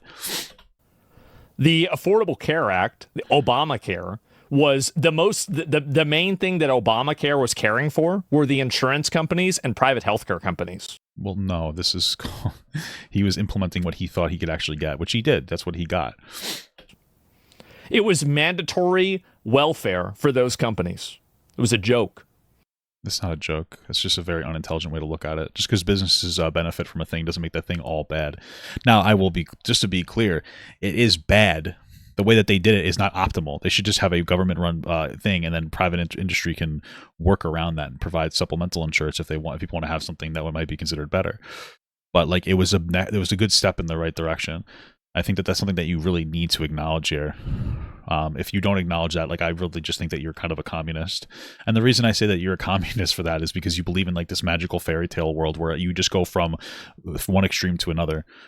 You have to do things gradually. Obamacare was a good next step. Not acknowledging that just makes me think you're stupid. Now, the Republicans didn't want what I want, which is universal health care. They don't want that. However, so then you're acknowledging that this was the best next step. What again, what Obama did wasn't good either. Yes, it was. It was better than what we had. We literally know that it was better than what we had. Because when Donald Trump tried to get rid of Obamacare, when he got first elected, Republicans wouldn't support it. They had the House and the Senate, I'm pretty sure, in 2020. And the Republicans didn't support it. Because it would have gotten rid of, because people would have been really upset. Like their own constituents would have been really pissed off about it because a lot of Republicans use Obamacare. And then on top of that, it stops it so that you can't discriminate against people that have pre-existing conditions. So, like, you again, pretend. We play this pretend game. We know that it's actually a decent healthcare option. Communist for us to do the healthcare plan that we came up with. This is who we're dealing with. Okay. They broke the filibuster record. Sure. They fucking instantly rejected their own ideas. Obama would do things like cut small business taxes, and they would attack him for it, even though, again, that's their ideas. You want to talk about radicalized. 100% is the exact opposite. Democrats and liberals and leftists have been... No, for sure. People were negative about Obama. Yeah, definitely. I think that was stupid. It was stupid then. It's still stupid. Okay. Well, then I guess you're acknowledging that he's right about this. Radicalized by Republicans being so fucking insane. Trump tried to coup the government. Trump lost... This is something Asmongold has historically believed is true, so I wonder if he'll change his idea. An election to Joe Biden... And then he did fake elector slates, which was illegal, by the way, but he fucking got away with it. Yes. Then they had January 6th, the violence at January 6th. Even after the violence, Trump was still making phone calls saying, don't certify Joe Biden. And this is the difference between, I think, a lot of liberals and people like me. If you say that you believe he's right on this, then it destroys a lot of your argument that this is a very one-sided thing, right? I hope that he understands this. Like leftists like this will bend over backwards to justify why it was actually a good thing that we spent an entire year burning down auto zones, looting 7-Elevens, and destroying every city. Well, who's we? Just to be clear, Trump wanted January 6th to happen. No Democrat said that we should... No Democrat supported the violence. Protesting is okay. But no Democrat was like, yeah, keep doing that. Trump was using it as an opportunity to try to go against the will of the people. What do you mean? During BLM. They'll bend over backwards justifying why. He's just going to virtue signal about how he's a good guy over this. Because he says it's bad, but he doesn't actually care morally that it's bad. He's like, yeah, it was bad, but that's literally, it's going to be his take. Actually a good thing that you're destroying Teslas, or why it's a good thing that you had people that were, like Jay Jones, who's having conversations, fantasizing about killing people he's running against. So my understanding was a private joke. I don't know if it's about a fantasy, but okay. Politically, right? Gotcha. The difference between, I think that myself and people like him is that I can easily say January 6th was a bad thing. Gotcha. It was awful. Yeah. It was bad. Well, you're such a good guy. Do you know what his stance on January 6th, or do you know what his stance on BLM riots are? The problem is that in a lot of cases, people like Kyle are unwilling to cede any ground or to look at anything objectively. They see everything through the lens of what their side wants, and they're not looking... But how do you know? You're just assuming his take on BLM. ...at it in any sort of an objective or realistic way. Okay. Obviously, January 6th was bad. Okay. Now, I think that it was very clear... Then why do you still support Trump? Clearly misrepresented. How? In what way? And if you don't think so, then, maybe the BBC should hire you as a lawyer. Okay. I understand that the BBC did a bad thing, but I don't think anybody referenced the BBC's dishonest interpretation of Trump's events as the reason why what Trump did was bad. He incited a riot, and then he used it as an opportunity to try to pressure Mike Pence into stealing the election. As his supporters chanted, "Kill Mike Pence," because he wouldn't do what Trump wanted. So, okay. But he's not going to explain why he thinks it's bad, I imagine. They admitted that it was misrepresented. And cool. It's not good. It doesn't have any impact on why people thought Trump was bad. So apologized for it. So very clearly it was misrepresented. Okay. But even in its best representation, it was still bad. Okay. But you don't need to come up with excuses for it. He didn't say anything about BLM, so how do you know he's making excuses? This is the problem. Okay. And that's the whole point that I'm making. But you don't know what his take is on it, so you're not really making a point. You're just looking to come out of this looking strong. That was the entire point of my clip, is that whenever Republicans, like what I was saying, do something bad, like January 6th, people like me, at least, call it out and say, hey, that was pretty bad. You shouldn't do that. Trump pardoned J6ers with 100% Republican support. Or at least 99%. Just because you'll say it's bad doesn't have any meaningful reflection on the conservative politicians. Does he think he's a politician now? Okay. As long as Asmongold says something is bad, but doesn't actually do anything about it. He just, yeah, it's bad, and then moves on from it, of course, because he doesn't care. He still voted Trump. I guess it's okay. All right. I didn't see that happen with Tesla bombings. I don't see that happen with Jay Jones. Okay. How about that? How about the January 6th riots were exponentially worse than Tesla bombings and whatever joke Jay Jones said. So here's the text messages. They say nice things about everyone. I'm assuming Jay is the left side and whoever he's talking to that leaked it is on the right. If those guys die before me, I will go to their funerals to piss on their graves. Send them out a wash in something. Oh, he's going to wash them in his piss. Got it. Then the person says, Jay Jones. Okay. Then Jay Jones responds, 3 people, 2 bullets, Gilbert, Hitler, and Pol Pot. Gilbert gets 2 bullets in the head. I'm assuming that's the person he was running against. Spoiler, put Gilbert in the crew with the 2 worst people you know, and he receives both bullets every time. This person says, Jay, please stop. He says, LOL. Okay. And the guy says, it really bothers me when you talk about hurting people or wishing death on them. You weren't simply asking questions, and you know it. Jay says, I genuinely was. I wasn't attacking you. I was just trying to understand your logic. If this wasn't confirmed real, I wouldn't even believe this. This seems like so artificial. This guy's literally says, Jay Jones, Jay, stop. These are pretty bad, though. Just to be clear, these are pretty fucked up. These aren't really, I mean, I don't know. Just to be clear, these jokes are actually pretty fucked up. I think it's a little over the line. This seems a little too hateful. You know, it is what it is. I'm not going to shit my pants over it, just so I wasn't shitting my pants over the Republican the text leak. But this is pretty fucked. I wasn't attacking you. I was trying to understand your logic. You weren't trying to understand. You were talking about hoping Jennifer Gilbert's children would die. What the fuck? Yes, I've told you this before. Only when people feel pain personally do they move on policy. This is fucking crazy, dude. This is actually pretty fucked up. This is actually a lot worse than I thought it was. Holy shit. You know, not for nothing. As much of us, I mean, Asmongold is a definite fucking scumbag, but Kyle Kulinski definitely downplayed what the fuck that was, dude. That was insane. That's insane messages. Holy fuck. Oh my god. Okay. Those are pretty crazy. Very interesting. He was asking politicians not to certify Joe Biden. Yes. That's insane. That is insane. And so they do the extreme shit. They do the crazy shit. To be fair, this was after 4 years of them trying to delegitimize Trump's presidency by him being connected to Russia. Oh, he was connected to Russia, though. What are you talking about? He was literally doing like meetings with Kremlin-linked lawyers inside of Trump Tower. What do you mean? Excuse me, it was Donald Trump Jr. and Jared Kushner and Paul Manafort. Trump wasn't there. But Trump Jr. literally accepted the meeting with the promise of damaging information on Hillary Clinton. This is a fact. I don't know what you want me to tell you. That definitely a very strong insinuation. Like, you have Hunter Biden's cock on a laptop, and then that proves that, I don't know, he's the worst person in the world. But when Donald Trump Jr. and 2 other people in his administration, or that are working with his administration, meet with a Kremlin lawyer to talk about damaging information on Hillary Clinton, apparently that's not enough information to say, this guy's probably pretty sus on Russia. The fact that like Trump literally said that Ukraine started the conflict that Russia actually started, that shows that he definitely wants to come guzzle Russia.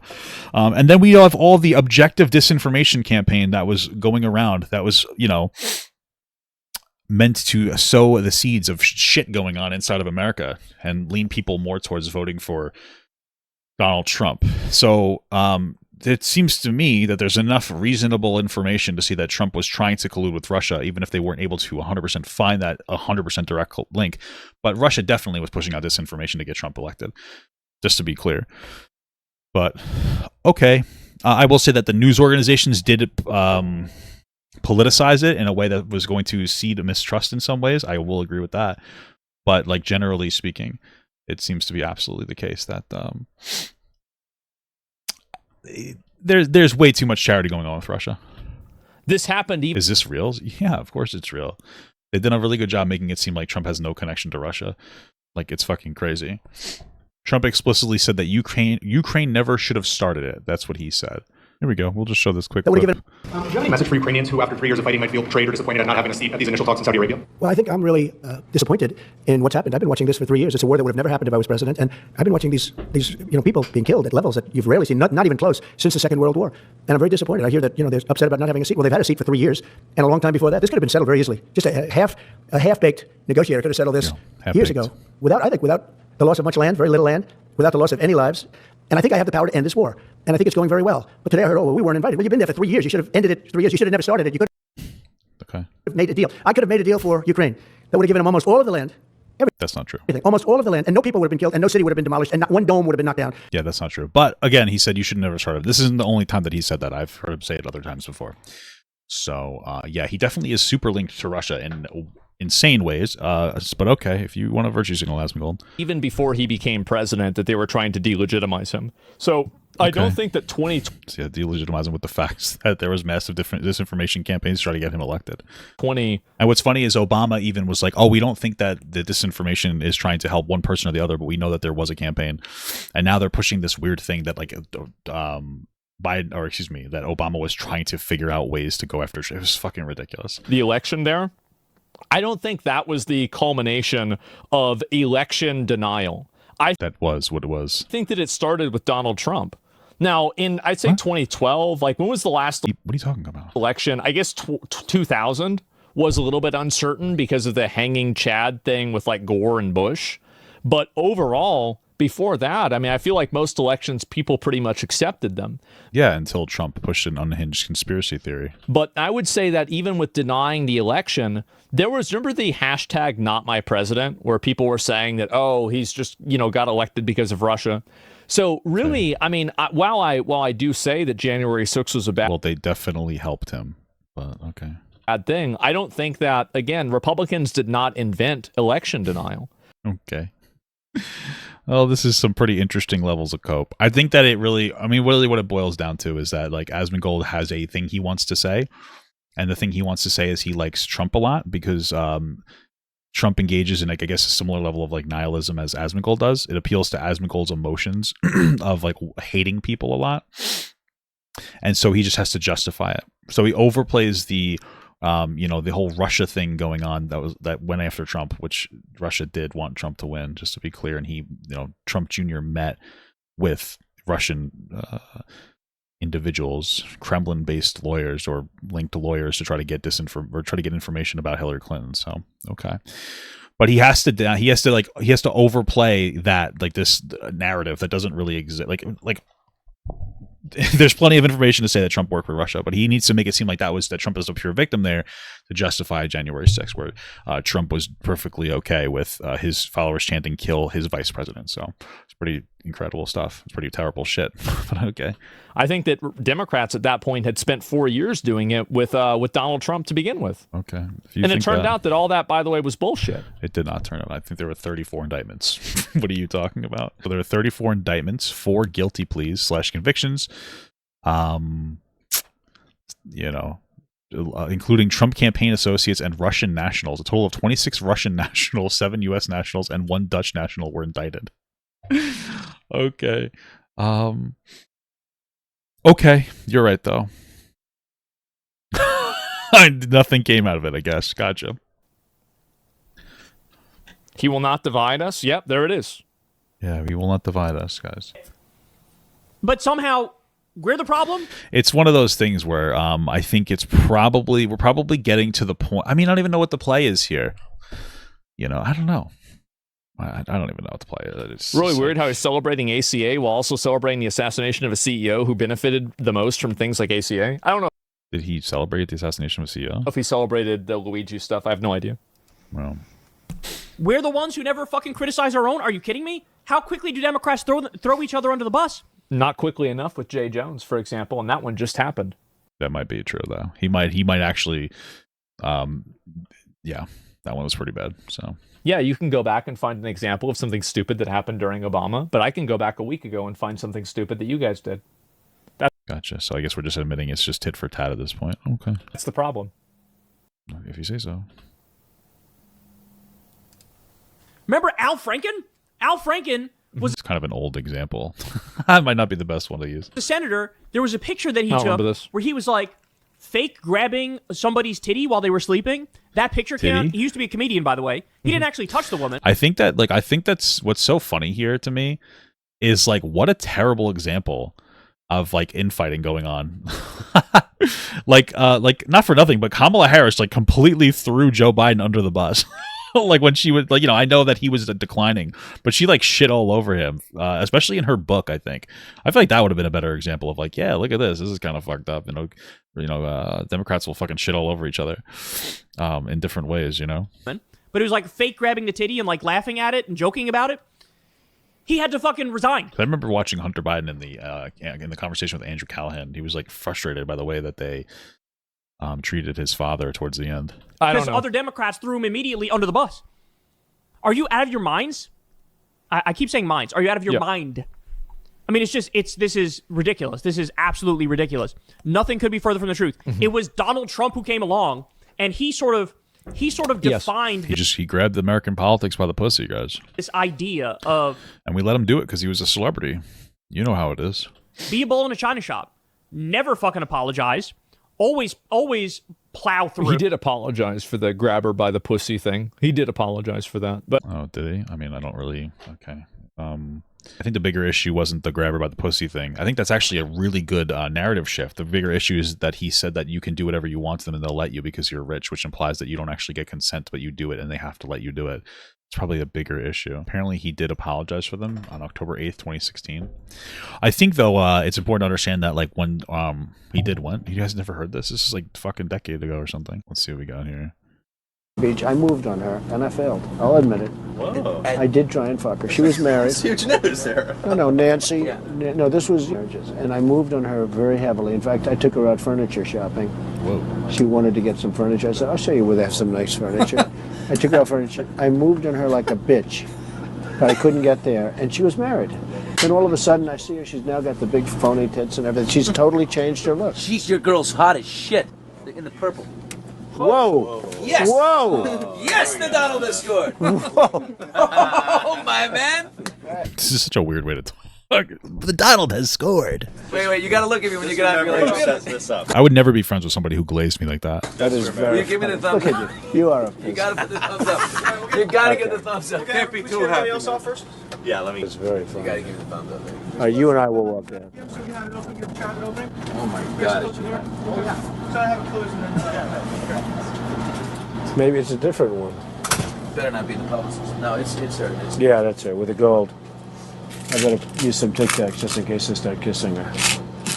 You know, I'm automatically attracted to beautiful. I just start kissing them. It's like a magnet. You just kiss. I don't even wait. And when you're a star, they let you do it. You can do anything. whatever you want. Grab them by the pussy. I can do anything. Yes, I guess that's what they're talking about. That Trump apparently did apologize for that, so. But I don't think he meant it. But he did apologize. Okay, well, fair enough, I guess. And then eventually people just move on and you're good. So he started that. We're just getting Well, yeah, people thought it was authentic when he would shoot from the hip, but it's very clear that Trump is probably one of the biggest liars I've ever fucking seen. to the time now where Democrats are finally catching up. I don't really think that's entirely true. I feel like Hillary Clinton said a number of bad things about Trump voters as well. Oh, like what? Hillary Clinton? Pokemon go to the polls. Like, it's pretty common. Like Up what? to that. Oh, I guess we're not. What did Hillary Clinton say that was bad? Who just made that up? Right? That's just starting to happen now. And I'm not saying she's amazing. I'm just saying, what is he referring to? thank fucking God it is. Because here's the deal. We can only have civility and decorum if both sides agree to civility and decorum. It's that simple. As soon as the Republicans go, fuck you, then we have to say fuck you back. It's like with the gerrymandering fight. By the way, It's called consent. Hey, I'll fuck you. I'll fuck you back. who's the one that gerrymandered first? It was Texas and the Republicans that said, we're just going to gerrymander and steal a bunch of talking about the recent one. Democratic seats and turn them Republican. Yes. Well, I mean, wait a minute. Stealing? Gerrymander is fundamentally fucking stealing, by the way. And both Democrats and Republicans do this. Democrats actually have been trying to ban gerrymandering. Republicans refuse to do it. So I don't know what you're referring to there. They've been doing this for fucking ever. Like, what's a good example of that? Greg Abbott Oh, okay. Gotcha. did that because Trump told him to do that. And then True, and he should have done it. And all the other Republican states should do it too. That had to happen. Why? Why should they redraw districts to remove people's ability to vote for who they want to be voted in? Before fucking you had, because gerrymandering is like changing around district lines so that you can not allow certain people, like you could have more representation, like more voting representation. Why would you want that? Newsom step up and say, all right, if you're going to do that, then we're going to counter gerrymander in California. Which, by the way, this is a shadow argument that he's fighting against. What? I never criticized Gavin Newsom for doing that. Okay. I never said that. Of course I understand why he'd want to do that. Of course you're going to want to consolidate power for your side. Yeah, but that's not why he did it, right? The reason he did it is because Texas did it first. Just to be clear, but okay. Obviously. Okay. Yeah, I was never even against it. Oh, well, that's weird. Why wouldn't you be against... Why wouldn't you be against it? He's just a very inauthentic person. Okay. You're not against anybody trying to redraw district lines so that they could rob other people of their voter representation. I'm very against that. Frankly, we should probably shift to a more population or to a more like regular voting system. I don't think that we need an electoral college, to be absolutely honest with you. We might as well, if we just went by popular vote or some kind of ranked choice voting or something along those lines, I think that would be better representation, and I think it would force Republicans to actually come up with real policies rather than just saying trans really bad, give money to billionaires. Well, okay. So I didn't even say that. Okay. That's not even it. All right. Newsom didn't start that. The Democrats didn't start that. Republicans started that. We responded in kind. Democrats. Yeah, that's fine. Yeah, you guys want to do Proposition 50? That's fine. Yeah, okay. Sure. Okay. I think that's fair. Democrats and liberals and leftists responded in kind. Yeah. So he has it exactly wrong. He has it That's not even what I'm saying. Exactly backwards. These motherfuckers are unhinged and out of control and radical. And because of that, we have been dragged into having to do the same to keep things even Stevens. You're completely right. All of the Republican crash outs, all of the massive protests that Republicans are having, destroying, throwing bricks at people at ICE, trying to get in front of the cars, screaming at them. I mean, I'm not trying to be a fucking asshole. I mean, I don't condone violence, but if ICE is going to go around and wear a mask while violating people's due process and like pulling them out of like their homes and shit, or showing up to events or places where they're like, people who are undocumented immigrants are told, if you show up and you keep checking in with the courts, you will be able to stay, and then taking those people and then pulling them away, showing up to people's high school graduations, shit like that. I don't care if people throw bricks at them. Like, I'm not going to feel sympathy for people who, in my opinion, are violating people's rights. I think that they are violating rights. If you're told by courts, hey, show up here and we'll let you stay as long as you play ball, and you decide not to do that and you use the ICE as some kind of a weird fucking, I don't even know what I would compare it to. People throw a brick at you, I don't care. I don't give a shit. What the fuck are you talking about? I don't give a fuck. You shouldn't be treating people like inhuman. I don't care. I also don't care that they were firebombing Teslas because he threw out a Hail Hitler. Sorry, that's what he did. If you're going to throw out Hail Hitlers and people decide to firebomb your Teslas, again, I don't support it, but I'm not going to shit my pants over it. I'm not going to get upset by it. You're literally throwing Hail Hitlers out because people criticize you for supporting H-1B visas. You're a fucking child. So, okay. I'm not going to have a meltdown about it. I mean, realistically speaking, we're in a situation where people on both sides are engaging in violence and people on both sides are justifying it. You know? MAGA people supported the, J6 riots because they felt like the election was stolen, which is not true, but that's what they felt. And people supported the BLM riots because they felt that the police force was engaging in like forms of systemic racism, which is an objective fact. I don't know what else to tell you. If anything, I think it was disgusting that they were attacking businesses. They shouldn't have done any violence, but if you're going to do any violence, then maybe you should do violence against, the institutions that are harming you. And we know that they were. I mean, you can look at Michael Brown, I think is the greatest example of this, because the Michael Brown situation is like he charged a cop. He charged a cop and got shot, and he deserved to get shot. But the DOJ report said that, and then it also said that the police officers in that area were were engaging in systematic over-policing and over-ticketing of the black Americans there. That is what systemic racism is. It's basically poking the bear until something explodes. It's treating like black people like less than. That is an example of systemic oppression. So... like, you know what I mean? Like, okay. But that's what it is. Like, people on both sides are going to justify their aggression or their inappropriate behavior. And I think that is what's going to happen. I'm just more right because I'm me. So there you go. There's my argument, guys. Destroying property. Again, going back to the BLM riots, burning down Teslas, killing Charlie Kirk. Well, a guy killed Charlie Kirk. I don't think that there was a massive movement to be like, yeah, we should kill Charlie Kirk. I think you need to relax on that one. I mean, there were 2 assassinations on Trump as well.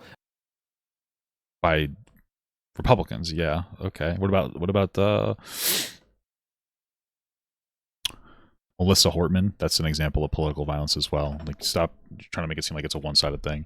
Melissa Hortman, like a Republican, broke in and fucking murdered her and her family. So, or at least attempt. I mean, at what point do you really? I mean, how long can this go on for, guys?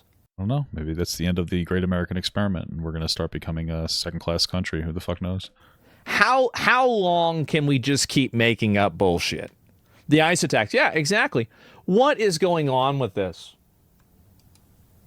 Because if they're going to gerrymander, we say we're not going to do it on principle, then they just Nobody said that. Nobody. This is the argument that I never made. Everything. Well, you said that Democrats started gerrymandering first. So, I mean, in this instance, he's generally just talking about this idea that Democrats were generally more temperamental and not as like politically aggressive. And you disagree with that. So he's like, here are examples of why I'm right. Like, that's what he's trying to say. Period, as far as the eye can see. In a very weird way, once the other side starts cheating, in order to make it more fair, you also have to start cheating. Once they start being insane, to keep it fair, you also have to be equally insane in the opposite direction. Insane to the brain. I mean, but let's be honest, Kyle. Let's be honest, you guys Kyle. are going to be insane no matter what. Ooh, got him. It might be convenient that Republicans do some things that are insane, but you were going to be insane anyway, all right? Okay. Let's be real.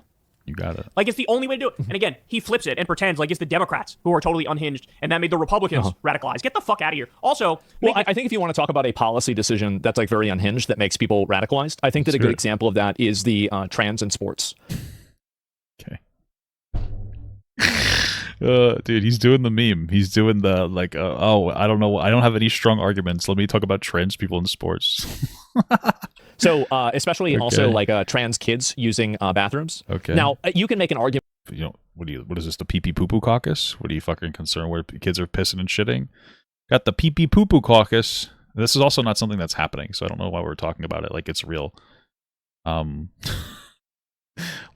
no like meaningful effort for these things to be happening, but okay. Argument that this isn't really a big issue, but if it's not a big issue, then why are you fighting it so much? Who's fighting it? What are you talking about?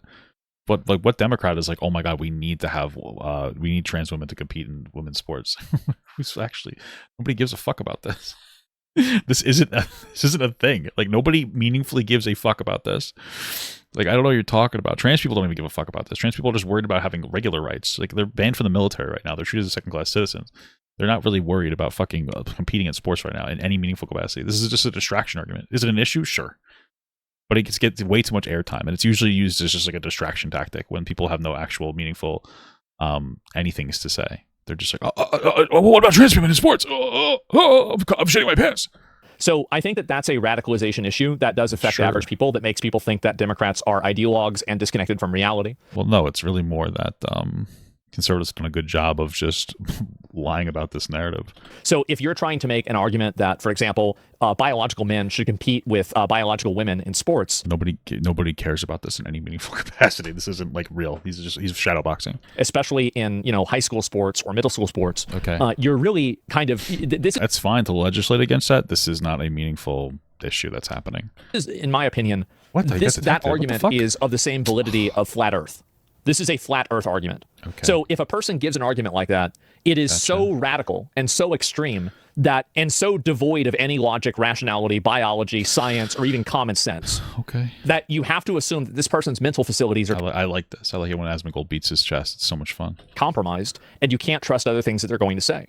Okay. That's the big difference. Gotcha. And so what if people feel the same way about Donald Trump? Well, he'll just lie about like a bunch of people being on Social Security collecting money that are dead when that was never true. Or he'll sit here and say that Ukraine started the war, which is never true. Like, what about the lies that Donald Trump says when he says that like somehow tariffs are going to make us great again, which is not true. Like, I don't understand. So, I mean, okay, gotcha. All right. And so I think he's using examples of policy things, and the examples he used were bad.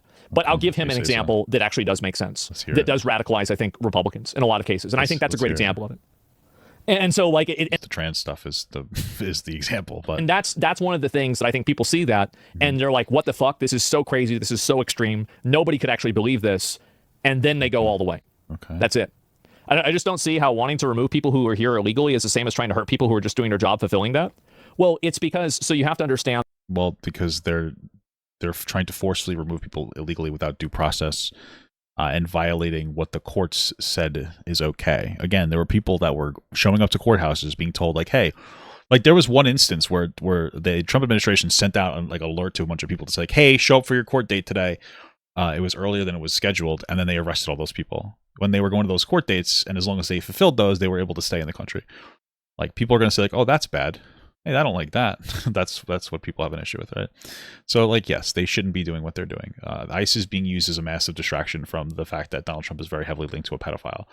I genuinely believe that. I think that that's most of what the administration is that Trump fucked up. He's very attached to Jeffrey Epstein in a very meaningful way. He ran on trying to release the Epstein files, and then now he refuses to do it because he knows he's in them, and that's pretty much what it is. And supporters like Asmongold are totally okay with it. Like, Asmongold doesn't really care. He doesn't really give a fuck about anything. So that's one of those issues there. And that but I get detected. Kyle would never want an illegal immigrant or somebody living in his house without his permission. Great. But they're doing this really dumb fucking argument. Just illegal immigrant. Okay. You don't want homeless people to live in your house either. Do you support homeless veterans? Hey guys, we don't want illegal immigrants in our house. So that means that we shouldn't allow them in the country. And or I guess, I don't know, most of them are on overstayed visas. It's like, okay, I don't want fucking homeless people in my house either, but I don't think that we should get rid of them, you know? I don't think that that's by itself a compelling argument. It's a really stupid fucking argument. The difference between my house and a country. Those are two very different things. All right. That's the reality of the world. And the reality is that we're frankly more dependent on fucking illegal immigrants than we are homeless people. Just to be clear, illegal immigrants will do jobs that we don't want to do as lazy fucking American citizens. So I'm more okay. I mean, just being honest with you, just being real. I'm not saying that we should be advocating for illegal immigrants, but I'm just saying that it's much more complicated than the way that he's presenting the information. I don't think he would want that. However, he has no problem letting people live in other areas that he's probably has nothing to do with. Like, I mean, Kyle's a relatively successful YouTube guy. He does well for himself. I'm sure he makes a lot of money. And he probably lives in an area where there is a minimal amount of friction that's been caused by illegal migration. And he also has a job that is in no risk of being displaced by illegal migration either. So really, you have somebody who's totally disconnected from this issue that is telling other people that they should necessarily, they should deal with it, right?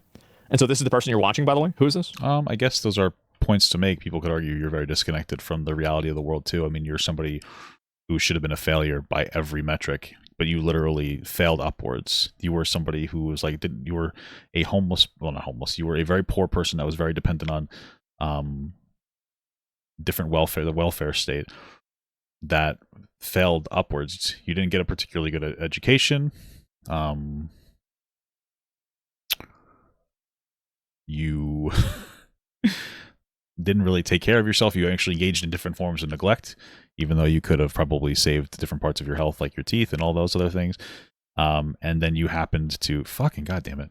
And then you happen to become successful, and so that puts you in a position where like you didn't work hard or do anything meaningful to deserve what you have. And I'm not saying that I deserve the success I have, but like, you know, I was somebody who was a middle class worker, and then I got very lucky.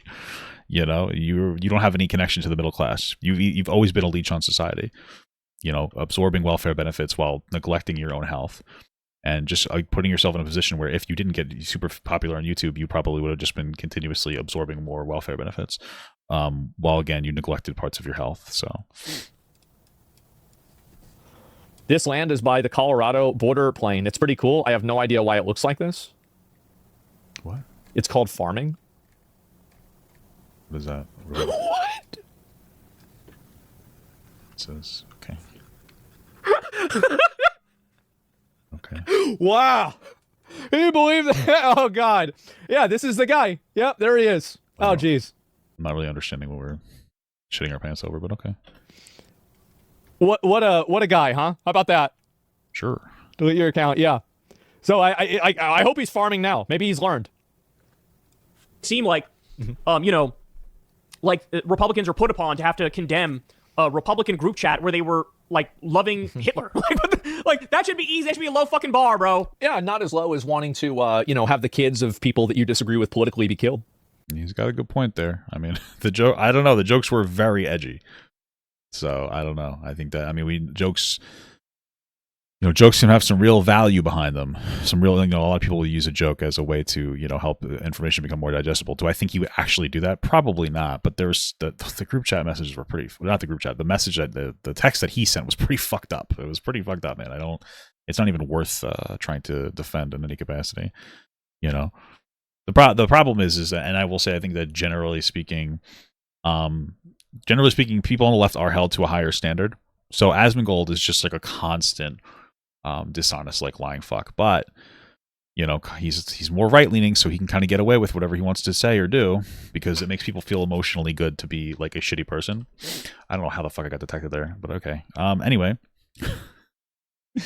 but Kyle, you know, making like saying shit like he's gonna be held to a higher standard. So I understand that. Hey, that's not fair, but I mean, it is what it is. So you know, you should probably hold yourself to a little bit of a higher standard. You gotta find a middle ground of being a fucking degenerate, and you know, getting into the mud of it, and you know, pushing a little too far.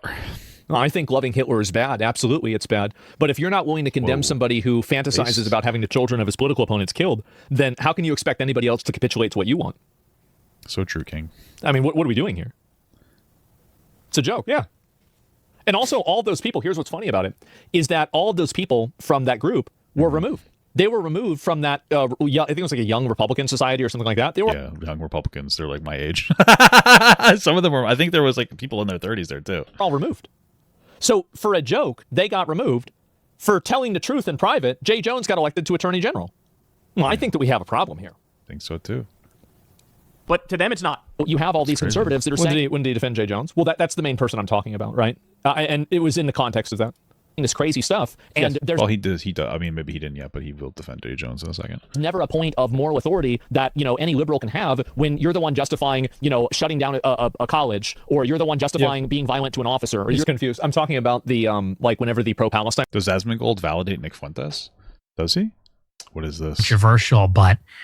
they have to crush the other side. That's right. Oh, that's... I don't even care to engage in whatever the fuck this is. I'm just not going to have an opinion on it if he does.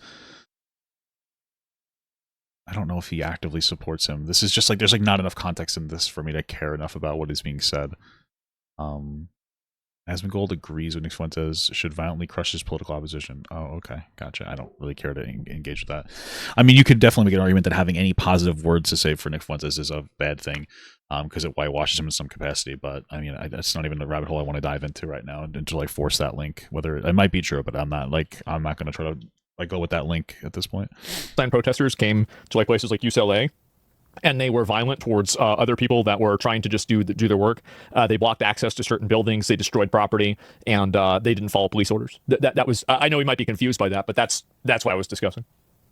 The one justifying, destroying property, somebody's car, something like that. They all got blacklisted and fired from their jobs. Yes, but I understand that structurally, but that doesn't matter. It doesn't matter what happened to them. What matters is how the public perceives it. And I think that this is continuing to become the case. I think that any conservative at this point should totally stop purity testing, because left-wing people don't purity test themselves. And if he's so mad. Okay, all right, let's hear it.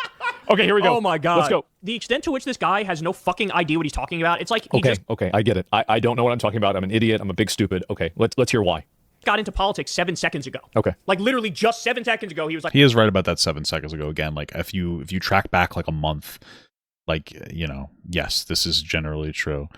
But conservatives only just started purity testing each other now. It's a very new phenomenon because they are like they're the cultural dominator. Like, politics, what's that? I have opinions on it. Great. What's yours? You don't know what you're talking about. You don't know what you're talking about. That's the thing that gets me. Here's what I think is very interesting. Even using his own argumentation, doesn't that make him look kind of stupid?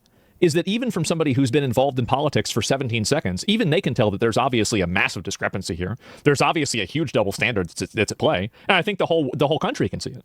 So maybe you're too involved. I don't think that that's true. I think online, if you're online, you think that.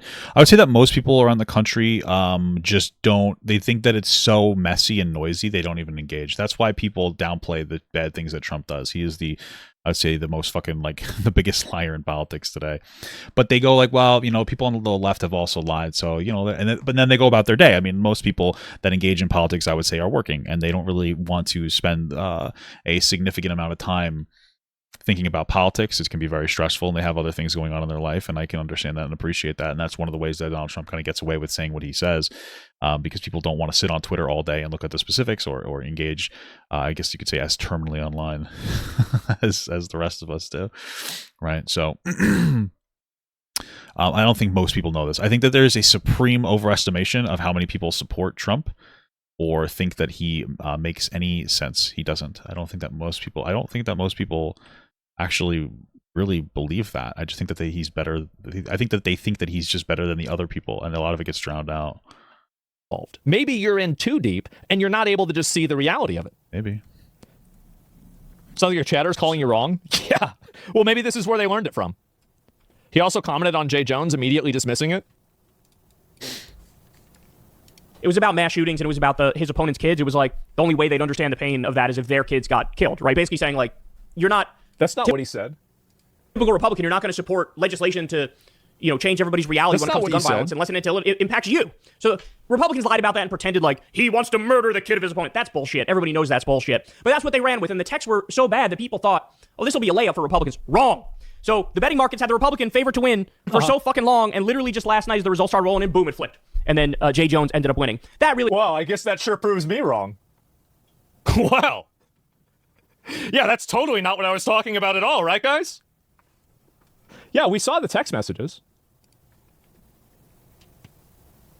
I know he knows. He doesn't know what the fuck he's talking about. You allow other people to create the optic. By the way, just total aside about how I don't know what I'm talking about at all. Literally no examples, no reason for saying this, just that I'm stupid and I don't know what I'm talking about. I guess... he's kind of right about that. I mean, Asmongold is not going to look things up, like any of Kyle's claims up, which is true. We've already showed that. But at the same time, Kyle, this is more of like a rant, and there's nothing really explicit about it. And he probably should have came in a little bit more loaded up if he was going to make like an Asmongold video. I don't know. Maybe Kyle didn't think Asmongold would respond. I don't really know. But the optics here look pretty bad for him. Though they look bad enough for him to not give him a slam dunk. Because for the most part, it's just going to be claim versus claim. There's really no portrayal of information being shown. There was a couple things that Kyle got wrong. So I don't think this isn't like a slam dunk victory for Kyle Kulinski. I think it just makes him look average. It doesn't make him look weak. It necessarily makes him look the same as Asmongold. But since he's on the left more, he's going to be held to a higher standard. Because people have generally a higher expectation of people being intelligent when they say things on the left. People on the right, and that's from their own audience. I mean, people on the left tend to value actual education. People on the right tend to be much more accepting in not doing that. I hate to be like rude, but most of it is like usually they don't really accept, they don't really care about facts or logic. I mean, people on the right generally tend to be, I would say, less educated. That's why you see they tend to be less educated. They're the ones that believe in flat Earth. Not all of them, but that's the group that believes in flat Earth. That's the group that believes in race realism. That's the Earth that tends to be less educated. That's the group that tends to try to advocate for the reduction of the Department of Education, even though it's generally speaking kept education flatlined, despite the fact that we've seen falling outcomes in the middle class. And DOE gives out money, or was giving out money to failing or areas that weren't able to keep their property taxes up to pace to give more money to schools. It's a very feelings-based organization, and they say like, no, facts don't care about your feelings. Here's a fact. They bring up trans people a lot. They'll bring up like, oh, see, look, you think a trans woman should play in sports? Well, see, none of you are logical. And then I hate to say it, but then you guys will praise the magical apple course. I understand Asmongold, I think, is atheist or agnostic or not super, religious, but most of his audience is going to be that in general. Like he tends to pull in a more religious audience that like learned from a Bible that's basically advocates for you to not question people that you believe or people that you consider your master, right? Like what is literally the story of Adam and Eve is don't eat this apple because I said so, despite the fact that none of these people had any understanding of any critical thinking. That was literally that was the apple of knowledge or the fruit of knowledge. They ate it. Oh, you're punished now because you didn't listen to what I said. It doesn't matter. The context doesn't really matter. Like that's what the story is meant to provide people. Is you better listen to people who are like, quote unquote, your superiors. Listen to God or the representations of God. And when you grow up learning that as your primary, you tend to think less critically about like the actions that you're engaging in because you're being taught to perform particular tasks over being taught to think in a critical capacity. It is similar to just going to school. I mean, you go to school and like a lot of times, like, especially lower middle class schools, they don't necessarily teach you to be super critically thinking. They teach you to like do things in a certain way. That's why like when you go to like a math class, they'll tell you you better do the math this way, okay, even though there might be multiple ways. Whereas like at a higher class school will give you the ability to think more critically. That's kind of like the point. It's not just what you learn, it's how you learn it. Either my chatters learned it from him or he learned it from my chatters. Doesn't even address what I said. No, it doesn't even address it.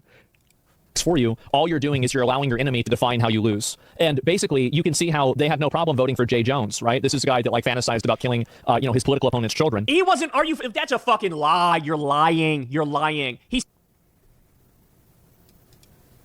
I say that's true. I don't know that the people who voted for him necessarily knew the specifics of the text message. They may have again just like, oh, there's a lot of noise. I don't care. Like that's again, it's like the Trumpism there. There's so much noise. I can't engage with it. All right. I guess he's going to show the text messages. If you refer over here to the text messages, so these are the leaked text messages that Jay Jones had. If those guys die before me, I will go to their funerals and piss on their graves. Send them out awash in something. This is going to literally be like the biggest. This is where like Kyle Kulinski loses pretty much the whole thing. 3 people, 2 bullets. Gilbert, Hitler, and Pol Pot. Gilbert gets 2 bullets in the head. So not only is he talking, and this is also multiple, because they are those guys. This is plural, right? So he's talking about multiple people. And then I wasn't attacking you. I was trying to understand your logic. And I've told you this before. You were talking about how, so right here, you were talking about hoping that Jennifer Gilbert's children would die. No problem voting for Jay Jones, right? This is a guy that like fantasized about killing, his political opponent's children. He wasn't. If that's a fucking lie, you're. Okay. Do you know who disagrees with Kyle? Jay Jones. Jay Jones disagrees with you. He says, yes, I've told you this before. Guys, don't listen to Jay Jones about what Jay Jones said. No. Listen to me, and I'm going to tell you what he really meant to say. Okay. This is the text. I mean, Kyle looks like a dumb as shit here. I don't know what else to say. He looks really bad here. He just looks incredibly stupid here. This is not like a productive, like he just owned himself. He could have been like, yeah, that is true. But, yeah, I mean, it's unfortunate, but. Text message. It's right here. Man? Oh, wait. I'll go even farther here. All right. And then, so there isn't. Point blank, I'm questioning, do I think that Todd and Jennifer are evil and that they're breeding little fascists? And this is Todd and Jennifer again, there it is again, breeding little fascists, yes. And this is him talking about, you were hoping that their children would die. You tripled down. Yeah, exactly. Guys, but hey, don't believe any of this, okay? It's all a lie. Jay Jones actually was lying. For Asmongold and his audience, they're going to look at this as like, oh, there's a Democrat who's justifying killing people, or you know, at least having a very negative or having a positive sentiment towards the death of people and their children. And then they're going to be like, oh, look, Kyle justified it. That's literally all that's going to come out of that. That's why, you know, you probably shouldn't, to an extent, to justify it. So lying in his private text messages to somebody else that got leaked later on. And Kyle actually knows what he meant to say, though. Todd Gilbert was his opponent. Oh, yeah, that's just going to make it seem like he's lost in the sauce. So I understand that. Yeah, don't listen to Jay Jones. He's taking his own words out of context. Like, he literally goes, like, here, one more time. About killing, it is still kind of funny that Asmongold will only bring up information if he feels like it supports his argument, right? Like just before, he wouldn't look into any of the claims that Kyle said, like explicitly, except for the Texas flooding one, where he was like, "Oh, I feel correct about this one, so I'll look into information." Same thing with here. It's an interesting pattern. Again, that's one of the things about Asmongold is a liar by omission more than anything else. His political opponent's children. He wasn't. Are you? That's a fucking lie. You're lying. You're lying. He said shit like. He said it like, yes, I've told you this before. Only when people feel pain personally do they move on policy. As a response to, you were talking about hoping her children would die. You just look it up. Like, why would you even say this? This is the guy that's trying to make the argument from authority that he's the political person you should be listening to, and you couldn't even look up the text messages? Well, the insinuation would be that he did look them up and he still didn't feel like they were damning, so that doesn't exactly look good for him. 3 people are in an elevator. Hitler, Pol Pot, and my Republican opponent. And you only have 2 bullets. What do you do with the 2 bullets? And he says both go in his opponent. Yeah, so this makes it seem like he actually did look it up and he read through it and still decided to defend it. So either he's dumb or dishonest. That's pretty much where we're at, unfortunately. Obviously a fucking joke. And okay. Great.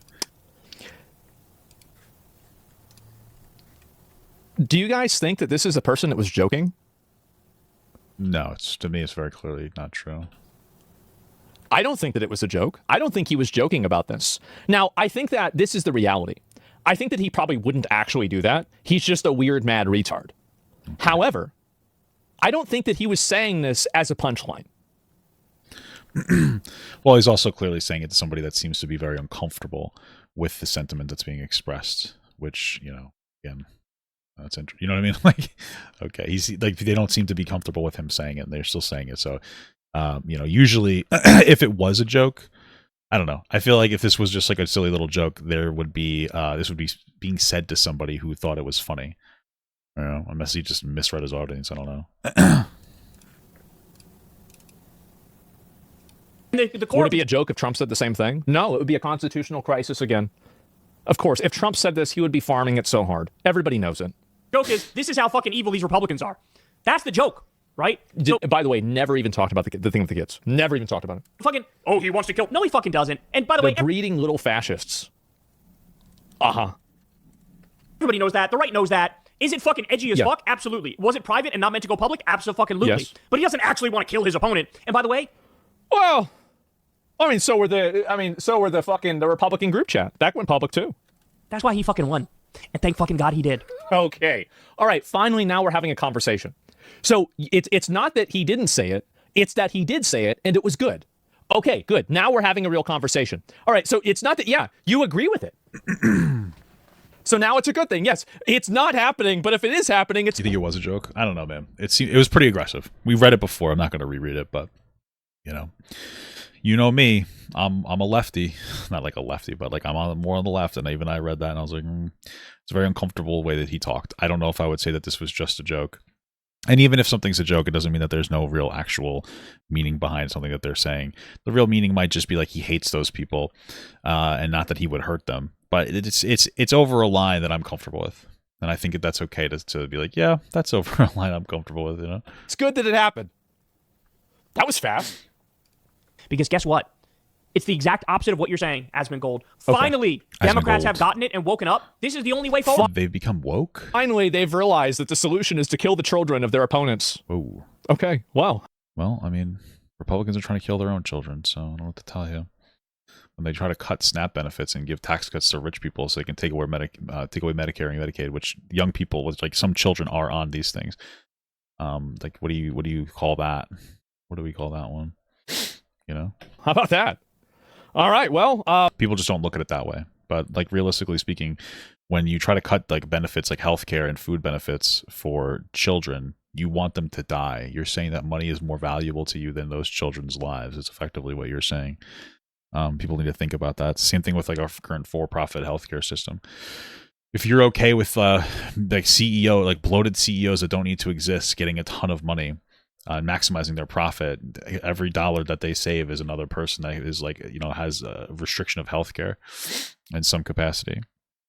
If you're okay with that, you're okay with children dying and adults, people dying for profit. We don't need to have this massive. I'm not saying Asmongold thinks that.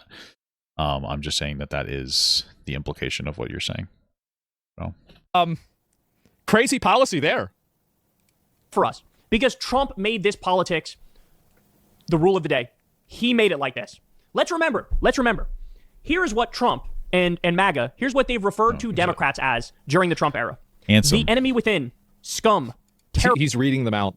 Okay, so what I find to be funny about this is that, yes, Trump has... What is that he's reading? used negative words about Democrats. He's used the most loaded words about Democrats than anybody else has ever used. I mean, that is like the Trump strategy, is to basically be an exaggerated form of all the problems in our current system. And he gets away with it because people, especially those that are working and not paying attention to the specifics, are like, well, Democrats did that too. Donald Trump could like quadruple the energy, but it's like, well, Democrats did it too. That's what they're going to write it off as. But how many times was Trump called a Nazi? How many times was he called a racist? How many times was he... I mean, he was racist. I don't understand what you mean. Donald, like, not for nothing. It's one of those things. It's funny because before he made a reference of like, oh, once, such and such person, lies about one thing, you can't trust him. Donald Trump ran in 2016 on Barack Obama not being an American citizen because he was black. That makes you racist. That means I'm going to view everything else that you do through a lens of racism. Okay, that's it. Like, what do you want me to say? We have to start deluding ourselves. You don't need to have 54 examples of racism to be like, oh, that person's probably racist. If you're willing to do that, that's racist. I don't know what else to tell you. I mean, if he was apparently friendly with Charlie Kirk as well, who basically said if you ever see a black pilot, you're always concerned they're unqualified. It's racist to think that just because a pilot is black that they're going to be unqualified. If you're friends with that person, you're probably racist. So I don't know what else to tell you. Yeah, I think that Trump is racist. They definitely play on racism 1,000%. When you're calling Haitian migrants that are here mostly because we've destabilized their country through constant overextension into their country's politics, and you're saying that they're coming here and eating a bunch of cats and dogs, you're being racist. When you say that people from down south are sending their worst, and you're trying to make it seem like they're all bad people and rapists, disproportionately higher than they actually are, you're trying to be racist. You're trying to indicate a thing to people. So, like, yes, Donald Trump is at the very least comfortable with using racism to get a racist audience. There are plenty of racists in his audience. Now they're starting to disaffect because their racism for black and brown people is outweighed by their racism for Jewish people. But yes, that is the audience. Yes, Donald Trump is racist, and he wants and he wants a racist audience. He's okay with having a bunch of racists be part of his audience. Now, do I think that we should like batter that over the head and be like, guys, every day he's racist, he's racist? No, it's not going to be a productive usage of our time. But it is still the reality of the world that we live in. So, called a Russian asset. How many times were his protesters, his what do you call him? His his kid tried to meet with Russia to get information on Hillary Clinton, but okay. Supporters called that. I mean, he also tried to withhold funds to Ukraine, and thus they would give him opposition research about Joe Biden. So, I don't understand, but okay. Hillary Clinton called the people who supported Trump a basket of deplorables. We can oh yeah, that wasn't good. That one's significantly. That's one example out of a tremendous amount of examples from Trump constantly calling people who don't support him terrible people for wanting healthcare that works in a bunch of other countries. So trade lists of bad names all day. Crazy. The fact is that both of them have been doing that, and they called Trump and some supporters, some Democrats have even been saying that, Republicans believe in a magical apple curse, and that's fucking terrible. I can't believe he would be so dismissive.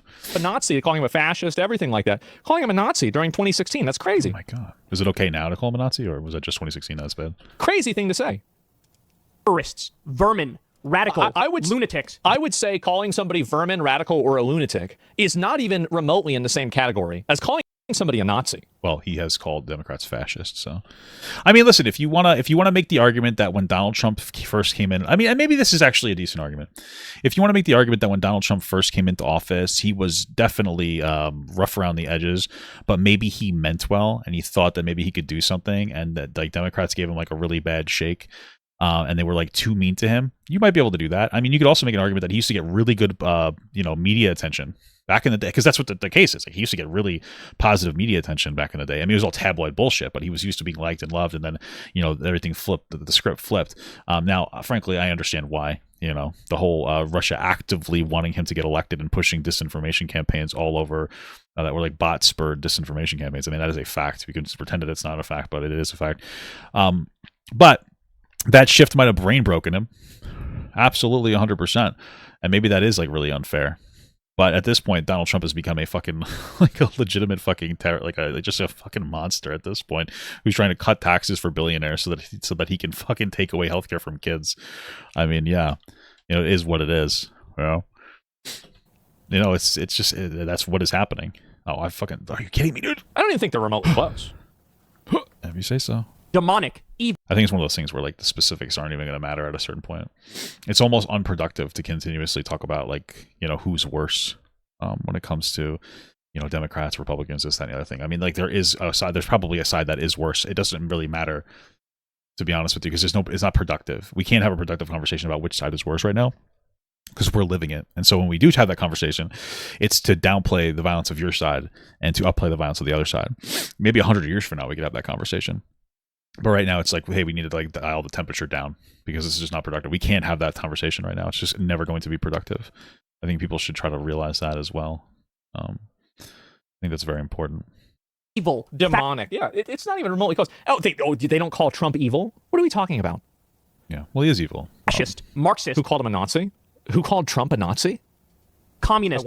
Garbage. The enemy of the people. Treasonous. Animals. Degenerates. Jew haters. Lowlives.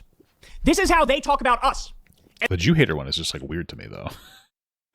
Well, you know what I mean? Like all the other ones I get, but like what? Like I don't know. I think I'd only be offended being called a Jew hater if I actually did hate Jews, which I don't, by the way. Just be clear.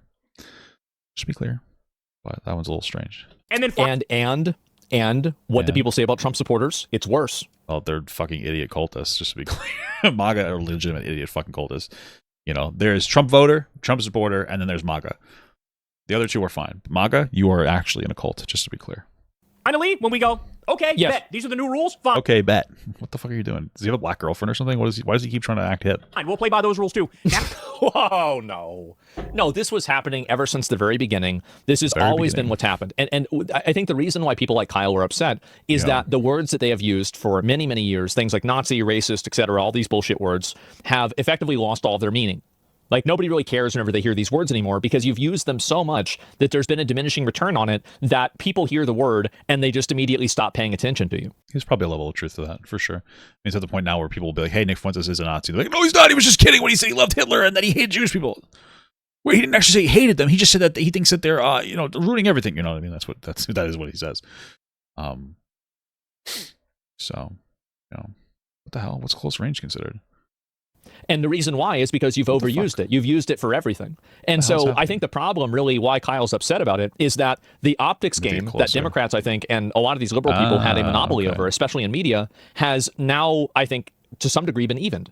And you have, obviously, Republicans saying crazy shit about Democrats, and Democrats that have repeatedly said crazy shit about Republicans. But for the early 2010s, and I think also for the 2020s as well, there has been a tremendous amount of optics that have been defined and controlled primarily by Democrats. And it's Democrats labeling somebody as something, and then that person having to defend themselves from that label. This has been the primary operating mechanism that they have used to control discourse for a very long time. And now that it's not working anymore, people like Kyle are crying. And now they're saying, okay. It would be like the boy who cried wolf type of a thing. Sure. Now it's time to take the gloves off. You never had them on. Oh. You never had them on to begin with. You never had them on before. You never had them on, Kyle. Come on, Kyle. You never had them on. How you whine and cry and bitch and moan? No, you get the fuck out of here. Get the fuck out of here. Compare what Obama has called Republicans or what Biden has called Republicans to what Trump has called Democrats. I mean, this is true. Biden and Obama were they had a lot of decorum. I respect that a lot about them. It is fucking night and day. Those are the only three people that are involved, by the way. That's it. Those are the only 3 people. Yeah, so this is like an inactive admission that like Biden and Obama were or are, they do operate with a decorum and Trump doesn't. I understand that it's more than just them, but we're talking about the presidents. I would generally expect you to hold presidents to higher standards, no? You get fucking, buttoned up, civility, decorum, professional presidents from Biden and Obama when it comes to their language. I don't know about being buckled up in civility with Biden. Why? Why not? I think he was basically a walking corpse. But that doesn't mean that he's not civil. If you don't talk, he's still civil. I mean, this is the guy that walked around and traded his hat with like a MAGA supporter, and then, like I was joking around about it. That is the next level of civility that Biden engaged in. I would agree with him. Like with Obama, I think Obama was great in terms of like how he carried himself and how he acted as president. I think he was, and also Biden was a great president. I think just to be clear, the second that he stopped running, his mental health like came back. He was obviously under tremendous stress, but he implemented a lot of positive things. He got us through COVID pretty well. He implemented the CHIPS Act to build more superconductors here, mostly for national security reasons. Massive infrastructure build that built a lot of road, bridges, and highways. I mean, pulled us out of COVID better than any of our other allies. He extended Obamacare to cover like more middle class people so they can get subsidies. I think these are all great things. I think he did a great job. He codified gay marriage that at least protected people who are currently married from having it banned if the Supreme Court decides to overturn it. Yeah, I think he was great. It's great. Yeah, I think he was incredibly bipartisan. He was a great president. Way better than Trump, and also way better than Biden in terms of like being an international representative. I don't know. I think I might like Biden better.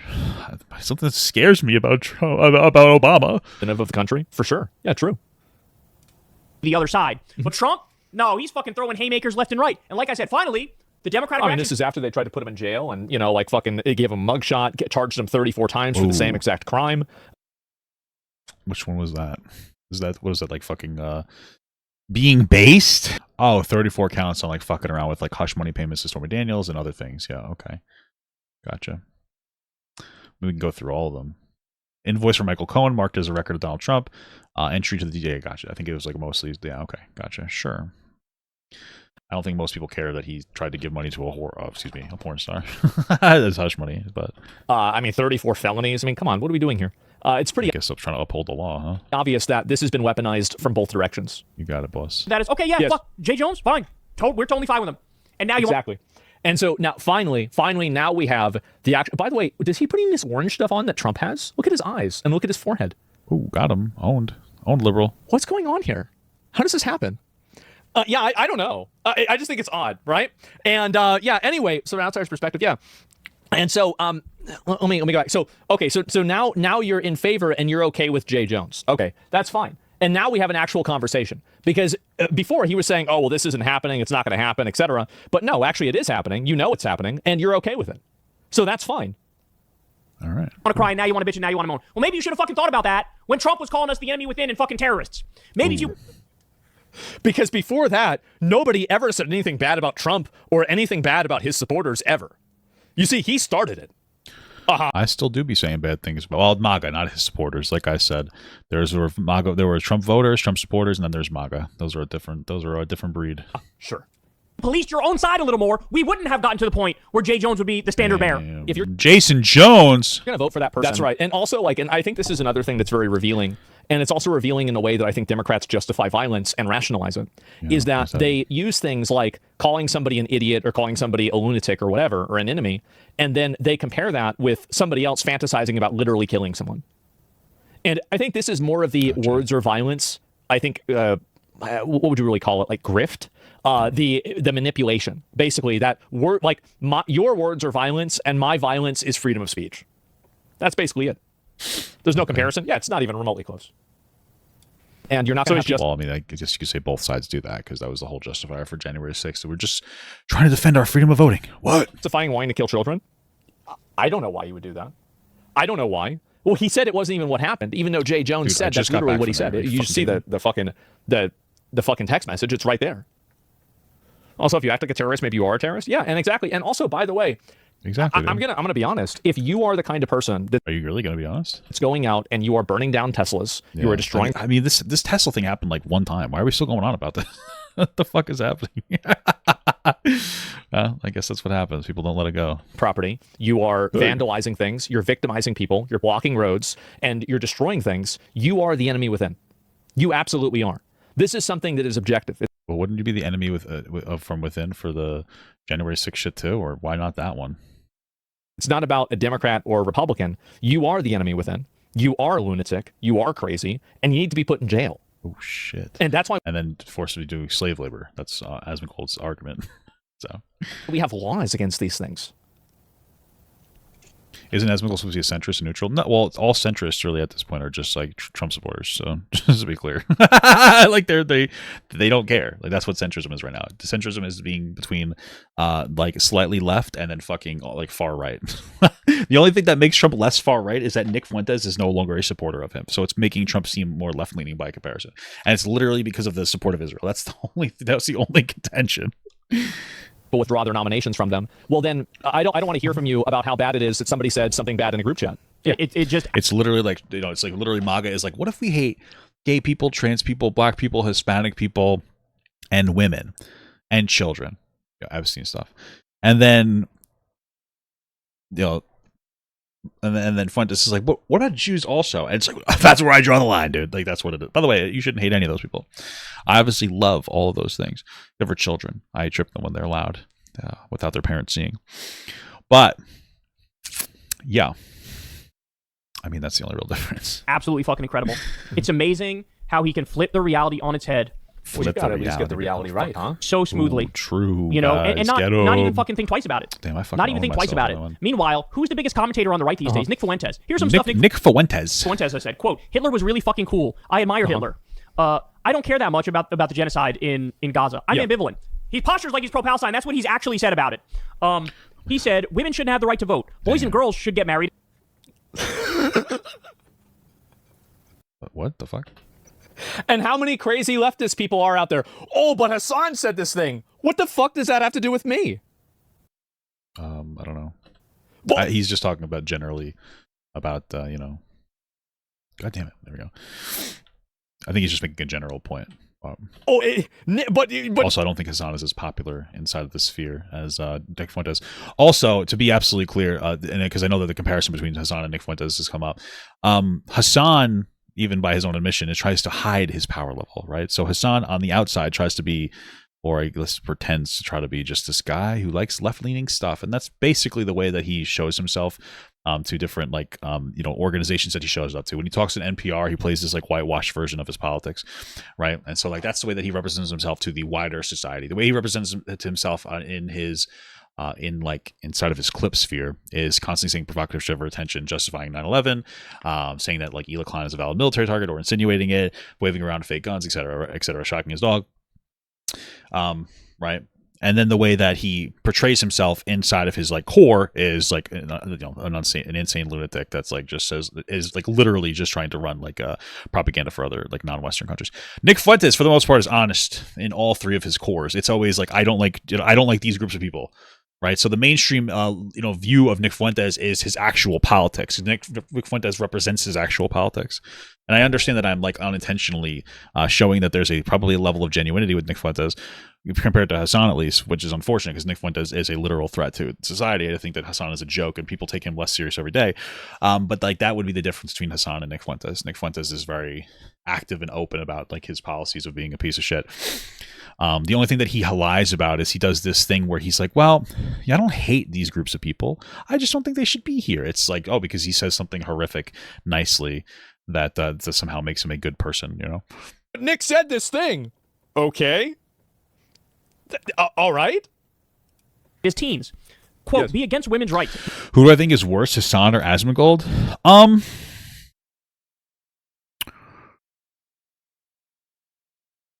That's a good question. I don't like either of them. I think there's probably a world where I could like Asmongold. I think he comes off as more genuine.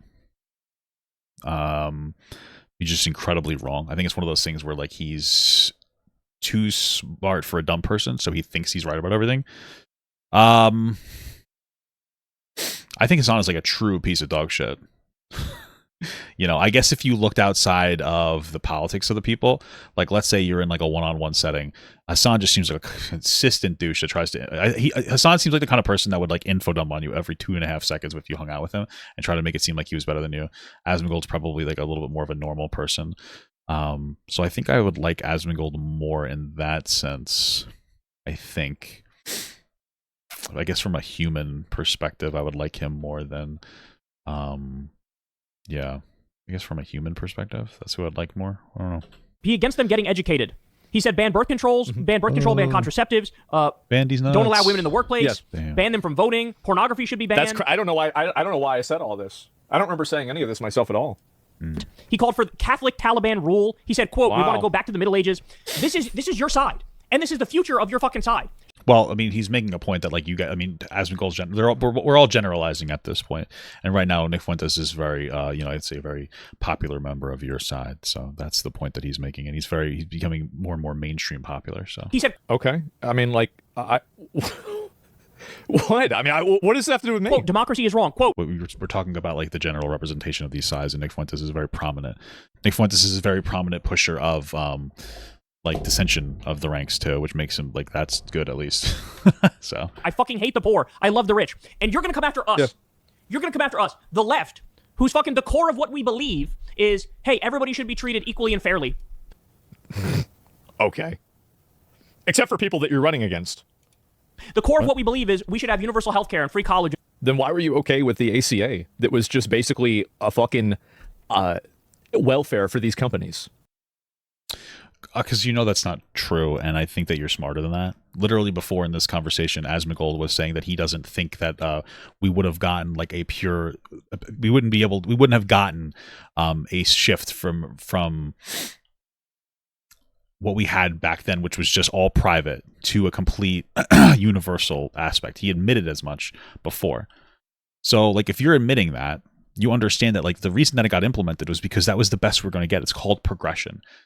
All right. If you think that we should have went directly from if you think we should have went directly from pure private to you know, a system that was like purely of like a public industry, then you're probably a communist. I mean, I'm going to be absolutely real with you. And I'm just saying that in the sense that like from all these like annoying little fucking like tanky communists online, they think we could just destroy the entire system and then just change everything. Well, we can't really do it with healthcare. We had healthcare that was private, and we need to shift towards a public option that where the government has control over it, so they can bargain better with prices, and then probably have private industries to, you know, in case you want to have better insurance. We just have a baseline of insurance. You can't get from point A to point B by just taking one step. I mean, we're talking about you have to walk, you know, fucking like 100 miles to get there. So a good first step is like, hey, we're still going to have private insurance. We're not going to shock the industry by getting rid of those private insurance companies, and we're going to use them to subsidize. Is it perfect? Absolutely not. Do we need to make more of a change? Absolutely. But like this idea that because Obama didn't do the perfect thing, even though Asmongold understands that contextually that it wasn't possible to go to that extreme, it's just I don't know if it's dumb or dishonest. Like I think he knows better. I just think that he wants to over-batter Democrats to like come guzzle Republicans because that's currently making him the most amount of money. And obviously, as the culture shifts to be a little bit more left-leaning, because we're already seeing right-leaning fighting, you're going to see Asmongold slowly shift to be more left-leaning. He's going to show more of his left-leaning perspectives. He understands the optics of it, so you're going to just see that more and more. It's very predictable, the type of content creator that Asmongold is. And a living wage, and we should end the wars, and we should let people join unions.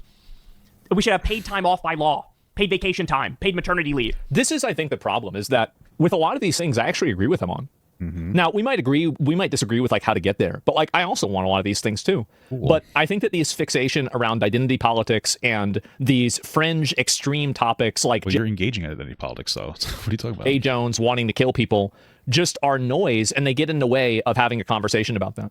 I don't think that you're meaningfully interested in having that conversation, though. I think you're just saying that you are.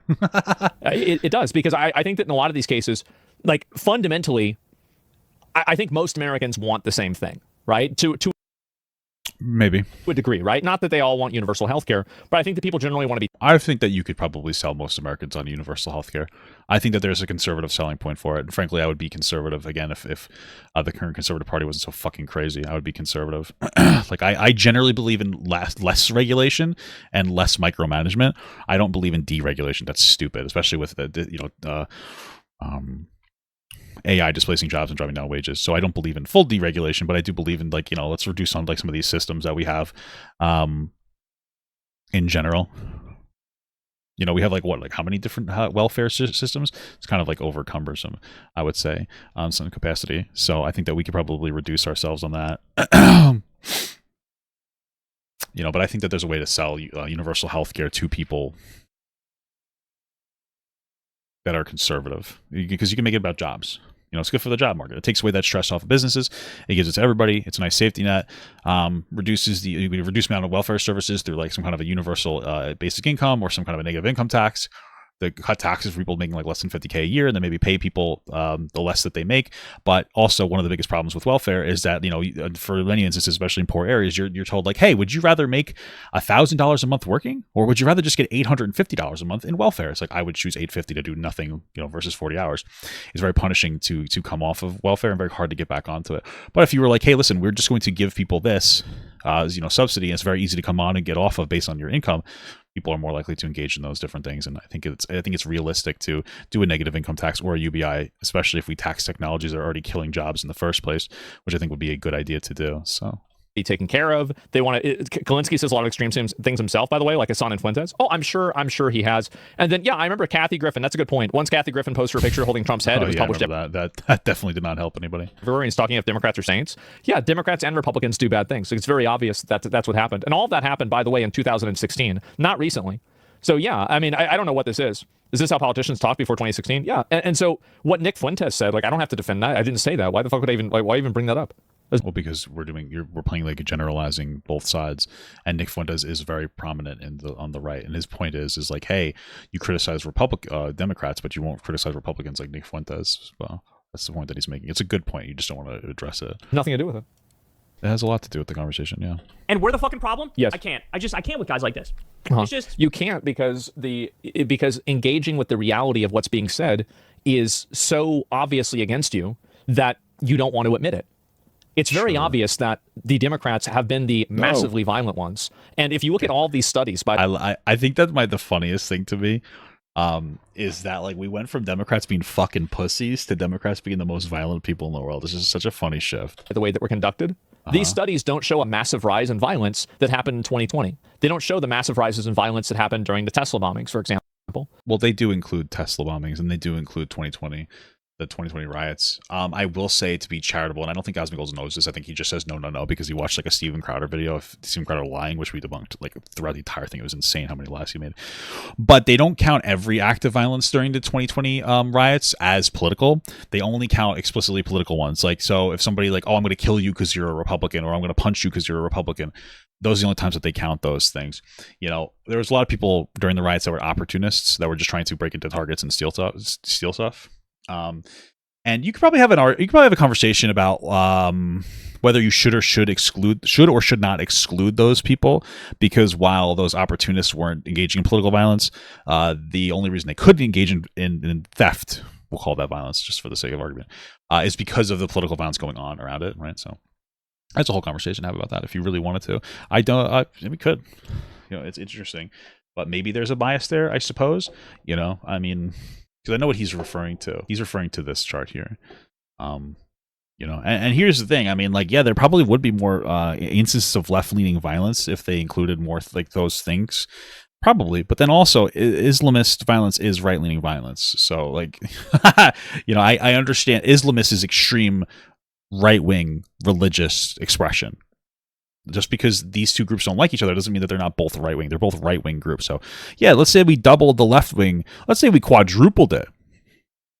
Add Islamists and the right to it. These aren't Islamic people. These are Islamists. These are religious zealots, right? You can add these all to the same thing. So, I think that's something to keep in mind. But, okay. And the reason why is because all of these studies are biased. But any reasonable person who just looks at the news can clearly see that every single time that there is anything violent, besides maybe January 6th and maybe one or two other times. Yeah, like when that guy tried to kill Trump, that was a right-winger. The majority of mass violence and mass hysteria is done by Democrats. Whoa. Hey, guys, as long as you don't look at the statistics, as you don't want to believe them, you're right. I think that's a beautiful thing, Asmongold. Thank you. It is. It's done by leftist people. That's incredible. Whether it is the Tesla attacks, BLM, or these ICE protests. These are all left-wing things that are happening across the entire country, and they are justified, rationalized, and considered okay by so many liberals, and that's a huge problem. Antifa, yeah, it's another one. Or the assassinations, exactly. Yeah. You see, it's not violence. What about Melissa Hortman? Because it's justice, yes. Mind you, we're talking about current events. Yes, exactly. I'm sure that you can come up with... That's so funny. See, it's not violence because it's justice, yes. Mind you, we're talking about current events. Yes, exactly. That one's the funniest because, like, if you're talking about current events, so if you're just like, hey, what about like a year ago? Sure. But like outside of that, I mean, okay.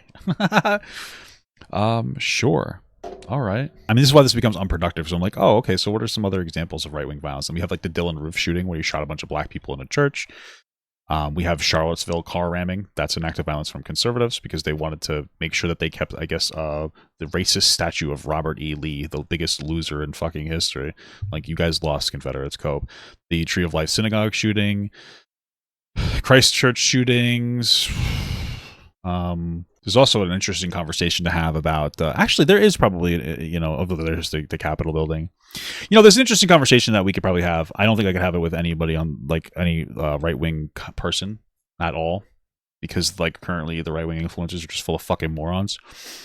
But you might be able to argue that some of the violence on the left is greater. I would say that the violent rhetoric on the right is greater, or rhetoric that would lead to more damage than traditional violence. I mean, when you have an entire, when you come in and your biggest thing is like, let's cut healthcare funding and Social Security and Medicare and Medicaid for people in America. What you're effectively saying is like you're okay with people having negative outcomes like dying, cutting education for people. You're okay with people having negative outcomes like dying. Having bad education is going to increase the likeliness that you will die. You'll eat like shit. You'll have less of a job opportunity. And so I think that like a lot of these different cuts, I mean, they lead to outcomes that are arguably worse than like outward violence. Punching somebody is bad. Removing somebody's ability to get some kind of welfare service that they desperately need or they'll die is also bad. So there's some interesting conversation you could probably have about that. I don't think that people look at it like that. You might, I mean, I don't know if I'm just using this word, but maybe you can call this like the fungibility of life or of like negative outcomes or something. You know, I don't know. I mean, like, what is worse, shooting somebody in the head or becoming a healthcare CEO that maximizes profits so other people, will have to die because they're going to be undercovered while you have another yacht? There's a conversation to have there. It's the same conversation that some conservatives have when they talk about gun violence. And it's like, gun violence is bad, but if you look at it, it's not, it's not as bad as it's being represented. I mean, there might be a conversation to have about that. I don't think that like anybody can have, I don't know if, it's possible to like have that conversation with anybody honest. Nobody's like fucking honest anymore at all, So yeah, I don't know. But yeah, okay. Again, I don't think it's necessarily productive to have this conversation about like which side is worse when it comes to violence because the temperature needs to be lowered. I think our political system's probably a little fucked up, but I think a lot of it's the internet. Hopefully we figure out how to deal with this shit. I'm sure that you can come up with bad things that right-wing people have done in the past too. Of course you can. But I think overwhelmingly in the past 5 years, or especially since Trump became the president, really, which is the frame of reference that we're really using here, overwhelmingly, it's been Democrats. Overwhelmingly leftists. It's not even close. Crazy. The college protests too. Yeah, exactly. Yeah, I forgot all about that. They're also including right-wing violence in prisons. Yeah, and again, are they? That's interesting. I don't know if they actively did. I don't know if that's true. I don't know if it's untrue either. That could be an interesting conversation if that's true. Oh, interesting. If you look at this political violence chart, oh, that's actually another interesting conversation to have. I don't know why nobody's picking up on this. I don't know if it's true or not. I can't find whether it's true or not that they're including prison violence. But I think it's actually interesting if you look at this, the ideology of political murders that Asmongold's referencing. So if you read it, it says, as Trump calls for a crackdown on the radical left, an analysis from the Cato Institute of 620 political motivated murders since 1975 shows that when 9/11 is excluded, most political violence comes from the right. What's interesting, though, is this isn't really talking about political violence as much as it's talking about political murders, which is two different things. It's totally possible, and it might be true that there is more violence when you look at like left-leaning things happening. I mean, COVID was huge. Frankly, no, COVID was really big. But I guess the right is more effective when it comes to killing people rather than just causing violence. But if you look at the numbers in terms of lethality, I mean, this also goes back to 1975, which is pretty big. The far right has been more lethal. Tree of Life, El Paso, Walmart attack, the Buffalo supermarket shooting, Clark Telstein, which is probably true. I would say that when it comes to the 2020 riots, I mean, that gets into a whole conversation about police violence as well, though. You know, but I mean, when it comes down to that, COVID was a very significant event that I think that changed people's perspective on a lot of things. A lot of people were home and getting more receptive to, wanting to do the right thing, but then that breaking out into riots rather than just protests. So I think that's significant. I don't think that we're ever going to, we might, but I don't think we're ever really going to see right-wing violence that hits what happened during COVID. I think that if we were in the height of COVID, I don't know, during like another time where things were more politically right, we might see an example of right-leaning violence. But COVID was such like a unique event, I don't know that we'll ever see in our lifetime again. So I don't think that you'll ever be able to like overtake the 2020 riots in terms of violence because of that very significant event, or if that makes any sense. These studies they're biased. They're biased, and they are conducted in ways that are misleading. Okay, I just explained why. I mean, to be honest with you, I'm fucking lefty, and I just explained why like these things might actually be biased. Like, why are they biased according to you? Do you have any? Can you give us any intellect on this, or are you just saying no, they're biased, but you can't articulate that? I think that's incredibly lazy. And anybody who knows anything about statistics would know that. It's okay. Give us an example. I don't even know why. He's not going to. This is the problem. Is like Asmongold just feels that they are biased. I actually just gave you an entire description of like, they might be legitimately biased. I'm trying to be honest here. But like Asmongold just says it because he feels like it is. That's literally it. Why he bothers. Why yes. And also, wasn't he like South African, saying some of the most genocidal shit anybody's ever heard about Palestine not that long ago? Yes, and that's the difference. See, the difference between me and I think a lot of people like Kyle is that if I say something that I think is wrong, I will say, I think that was wrong. I shouldn't have said that. But the problem is that people like Kyle don't accept that. They don't accept that. They don't want to hear that. And all they do is double down. What the fuck is happening? That's it. And that's why I think they lose also. Maybe. It's because they're unwilling to self-evaluate. And now he's going to touch and fucking finger wag and tone police the left? Fucking no, I'm not tone policing. I'm just saying stop burning down cars. Holy shit, is it that hard? I don't understand. Like, maybe I have to look at this, but like, this whole car thing, like this happened months ago. Why are we still talking about Tesla burnings? Apparently there still are. I guess I'm not paying attention. Apparently there was a coordinated event called Tesla Takedown Day of action. It was planned for the 15th. I don't know if it ever went off though. Interesting. Okay. When I see somebody driving a Tesla, specifically the Cybertruck, if you got a regular Tesla, maybe you're a normal person. I just say slurs in my head about that person. You know what I mean? Like that's the normal way to do it. Don't commit violence. Just be based. Hard. Stop setting cars on fire. Shit, dude. That's it. Stop throwing bricks at police officers. Damn. Well, ICE officers, it's different, but you guys can, you can have whatever you want to, saying some crazy shit. Yeah, some of it might be a bit over the line, but just stop throwing bricks. Stop being violent. That's it. I feel like it's such a low bar. Tone police yourself, you bitch. What'd he say? He said something really atrocious. I did. That's why I apologized. I just wish you guys could do the same thing. Damn, I don't remember the specifics, but it was something like, I don't feel bad at all talking about the dead people in Gaza. I don't feel bad at all. They want to say something like they're inferior. They're an inferior people. They're an inferior culture or something like that. I mean, I have nothing but disdain and scorn for such a smug I would have never guessed. prick. who, by the way, is also quite judgmental considering it. I love, how is it that I'm the smug and judgmental one? Meanwhile, you're sitting in your house, and you obviously you're I mean, let's be real, okay? Being a smug, judgmental prick. You're sitting in your house, you record these videos behind all of the books that maybe you've read, maybe you haven't read, it doesn't really matter. You're very trying... What the fuck are you bringing up books for? You're very obviously trying to portray yourself and present yourself as this intellectual person and create a degree of authority, and that's why... Maybe. I don't know. I'm not really getting the vibe that he's very intellectual. He's just kind of like yelling a lot. I don't know. You're wearing a suit. That's why you've got all the books behind you. That's why you got the spray tan on. Like, everything that you're doing here is a performance in order for people to think that you're more authoritative than you are. And that's totally fine for you to do that. There's nothing wrong with that. But I don't want to hear that... I mean, there's something similar with Asmongold. Like, he kind of pretends that he's more intelligent than he really is. But although he probably doesn't pretend, he probably thinks that for real. I'm the one that's smug while I'm sitting here in a white t-shirt in my mom's attic from some guy who's sitting in his living room wearing a suit with a bunch of books behind him so he can appear to look like he's authoritative. I don't want to hear that. If anybody's smug, it's you. Oh, God. Okay? And this is not even a personal thing. It's just an objective fact. I mean, what are we talking about here?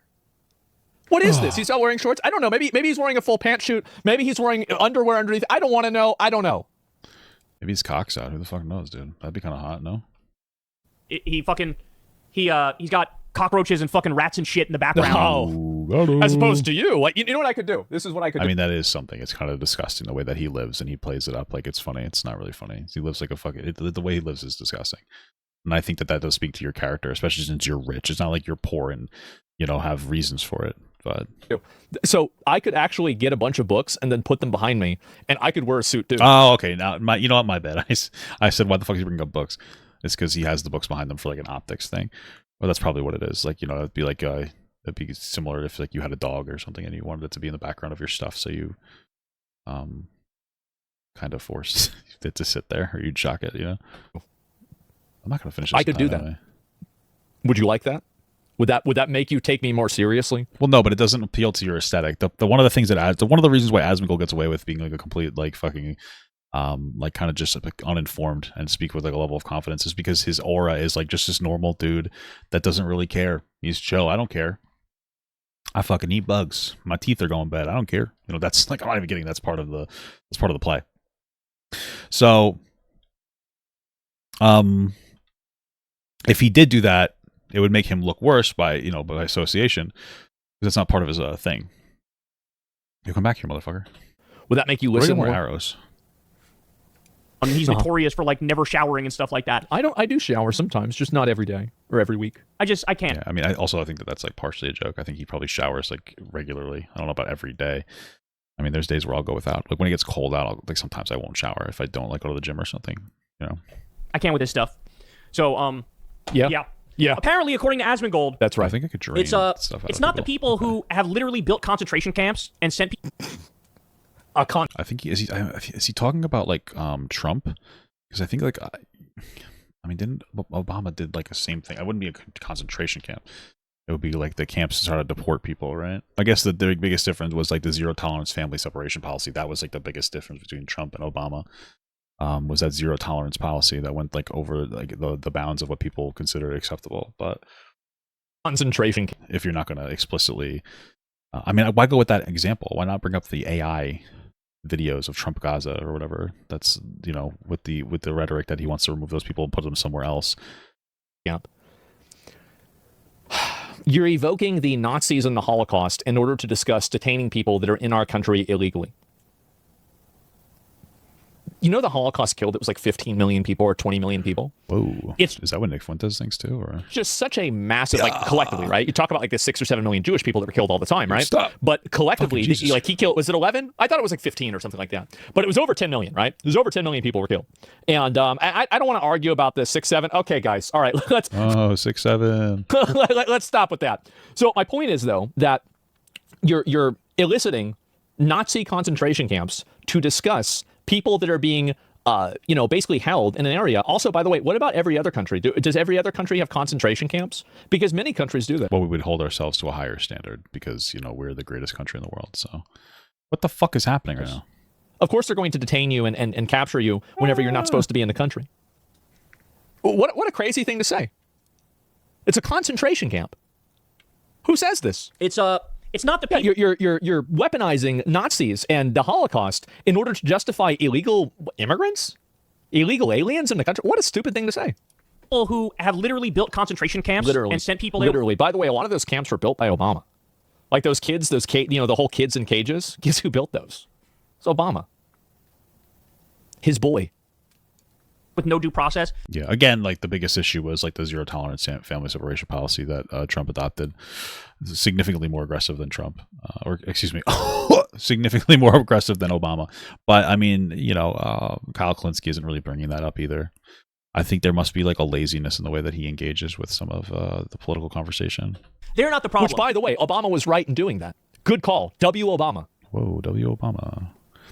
Whoa, Obama? What the fuck? I didn't hear what he said. People there with no due process. They're not the problem. The problem is how uncivil the Democrats are. Well, uncivil.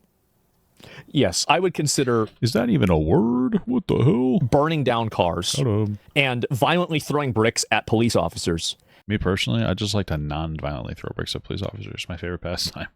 Okay. As being uncivil. I would say this is a little bit ungentlemanly. You don't need to do that. They get due process. I mean, again, whether they do or don't. I mean, I don't even really... If somebody's in the country illegally, I think that process has already just been done. Okay. Well, but how do you know they're here illegally unless you do due process? It's just like, okay, when he just says things. Like, he doesn't even know what he's talking about. You don't know if we're engaging in due process. If, you don't know if they're here illegally, excuse me. You don't know if they're here illegally unless you engage in due process. That is the point of due process, is to figure out if people actually committed a crime. You can't know that they're here illegally unless you go through the system of a due process. The same thing with just indiscriminately bombing boats. Like, you don't know if they're actually doing something illegal unless you engage in due process. Hey, there is the due process. You're illegal? Okay, now you're gone. Due process. How do you know they're illegal unless you engage in due process? Is done. Okay. And also, by the way, if that's not the case, why the fuck not? Why the fuck not? Like, what are we doing here? Did I miss that? Kidding? No due process? Why the hell Democrats don't sue them then? Yeah, I guess so. Uncivil Democrats are radicalizing the Republicans. It's not the other way around.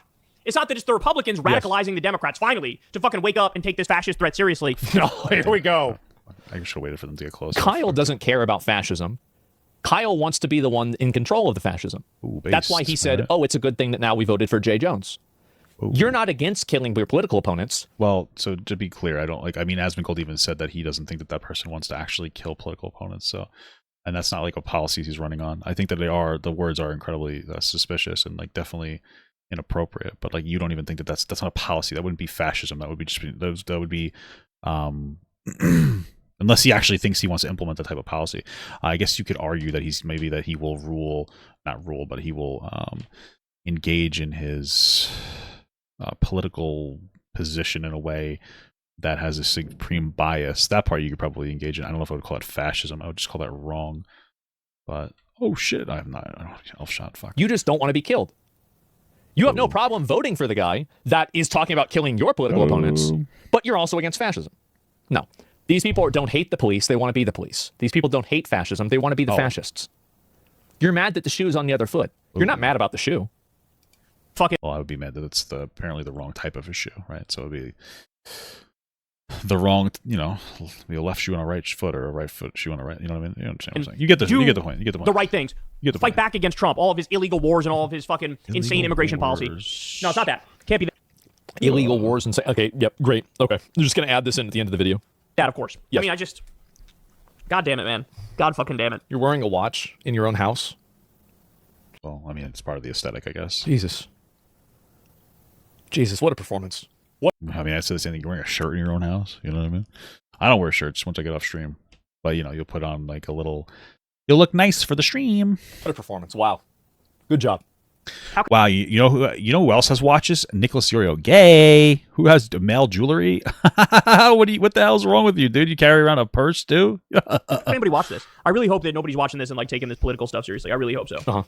Because then it would be bad for you because people would not be taking you seriously. And obviously they should. I mean, don't they see all the books behind you? So true. I mean, obviously this guy knows what he's talking about. Think he's read Akatar? It's crazy. I mean, you can't just listen to somebody wearing a t-shirt. You have to listen to me because I'm wearing a suit.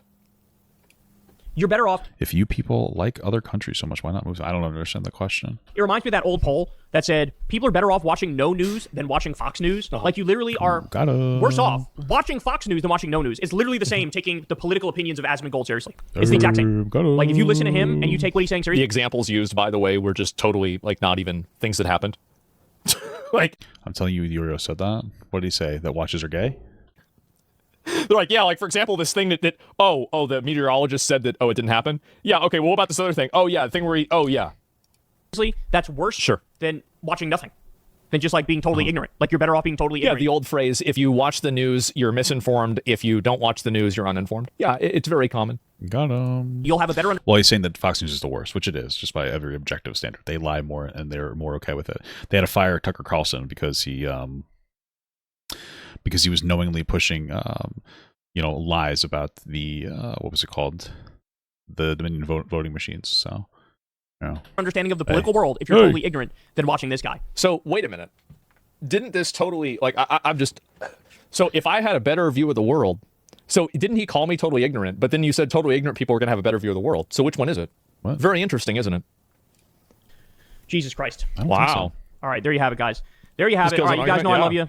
Thank you, as always, for watching. You guys can subscribe to the channel, support the show on Patreon. Why are you moving like this? Holy shit. What? Who's drinking too many energy drinks? Sign up for Crystal Kylan Friends on Substack. Yeah. Maybe he has Tourette's, dude. Yeah. You could go sub to Corin's World and come watch us live when we do Kylan Corin's on every Monday night at 8:30 p.m. Eastern Time. And that's all I got for you, man. Everybody have a great rest of your day, and I will talk to you soon. Peace. Hey, y'all, do me a favor and like and subscribe. It helps out big time in the algorithm. Click the bell as well for notifications when videos... Hey, y'all, like and subscribe. That's so interesting. People do that stuff. I don't know. I don't really get it. If you guys like it, I guess subscribe. But I figure you do it on your own, right? Oh, fuck! Drop. And you can get a new profile picture. This is from, like, what? It was like 2010? Damn, got him. Watch that video on screen right now. You want to. Not really. Maybe you could put some books in your profile picture, am I right? So anyway, so that this is the mindset of the people that are making videos about me, disagreeing with me, crying about me, etc. Is that you have people like Kyle who sit around all day, every day, and they're making stupid comments on Twitter. I see Kyle's comments all the time on Twitter. And, well, that's kind of what you do as well. You just and they're always completely brain dead. What a weirdo. Well, I mean, again, I don't have a problem with this. I just wish that he would focus more on the substance of what I said rather than just making up arguments that aren't even true. That's probably true. But I would imagine that if he did that, you probably just wouldn't have watched his video. So, just like my video about Asmongold justifying slavery on the topic of leftovers. Go watch it. Go watch it, dude. Go watch it, dude. Like, you can look at, for example, the meteorologist thing with Doge. Go do it. Or anything like that, and just look at people in the chat that say this country is fascist, yet they praise places like China and Gaza. Damn. Here's my thing, dude. I'm fine with having haters. I think that that's totally fine. But, like, it's weird when my haters don't even know anything about me. That means that you were just scrolling YouTube. I guess I was on your recommended page, and you're like, oh, this guy doesn't like Asmongold. He definitely loves China. The only thing I like about China is getting drunk and saying broccoli in a weird way. Okay, so it's just so strange when people like this do that kind of stuff. It's just so awkward. I don't like China. I don't like Chinese propaganda. What is the other country you said? Gaza. I don't even know what to say about that. I mean, I don't think genocide is good. I don't, not like, I don't know. I don't know what that means. But yeah, it's weird, man. Like, at least know who the fuck I am, bro. If you're gonna like hate on me, where's your hate boner coming from? You just bored at work? Look it up yourself and find out that it's immediately not true. China. And it would take 3 seconds to find out that this wasn't true, right? Literally seconds to figure it out. And it's not up to him to do that. And it's the same thing with the Jay Jones things, right? You don't even really look at the tweets. You're not even trying to engage with the conversation. You're not even trying to understand what the other person is trying to say. And I think this is the problem that people like Kyle have a lot, is that they do not even make a attempt in order to understand what another person's perspective is. Yeah. Like, I can see where he's coming from with things that he's saying, right? Like with what? Oh, okay, because he conceded a couple of points that were relevant, yeah. But you can see that they do not even try to do that. And the reason why that's a problem is that if you can't understand an argument, you can never really beat it. He's right about this one. You have to, I say it differently. You have to meet the argument, right? But like, yeah, there is a level of truth to that. Like, you need to be able to meet an argument. And so if you can't actually meet the argument, then you're probably going to have a bad time. I mean, I agree with this for sure. And I think this is the reason why people like Kyle are losing so many people in politics. I'm not sure that Kyle didn't reach the argument. I just don't. I mean, maybe he was just kind of rambling without like enough information on his side. Nowadays, and why his brand of politics is becoming increasingly unpopular, and why people like him are increasingly unpopular. Ooh. And you're crying about people like me or Joe Rogan, who are, I would say, very successful. And you're sitting here in your fucking room wearing your special suit and your special books behind you and all this, and you're thinking it should have been me. Well, that's okay. If you want it to be you, you have to try to actually engage with what people are saying. So true, King. Rather than just simply make arguments like, I can't with this guy. I mean, maybe. I don't know if that really, I don't know if that's true. I mean, if we have a lot of like people, maybe. I mean, what we're talking about here is this idea of like being genuine. Like, for instance, Trump is not genuine at all. He doesn't meet any arguments. He just says things are bad. I think people are trying to emulate that Trump shit. And so, like, maybe Kyle, to some extent, doesn't feel like he needs to cite his sources, we'll say, in shorthand, because he feels like, oh, Trump doesn't do that. I could just do whatever. It's just about being populist and, like, appealing to what people feel and think is good, rather than what, like, the reality of the world. I don't know how much genuinity will help build you up. You know, I'm not trying to be an asshole, but I don't know. I don't really know. I mean, I'm trying. We're trying, guys. He's stupid, etc. We trying.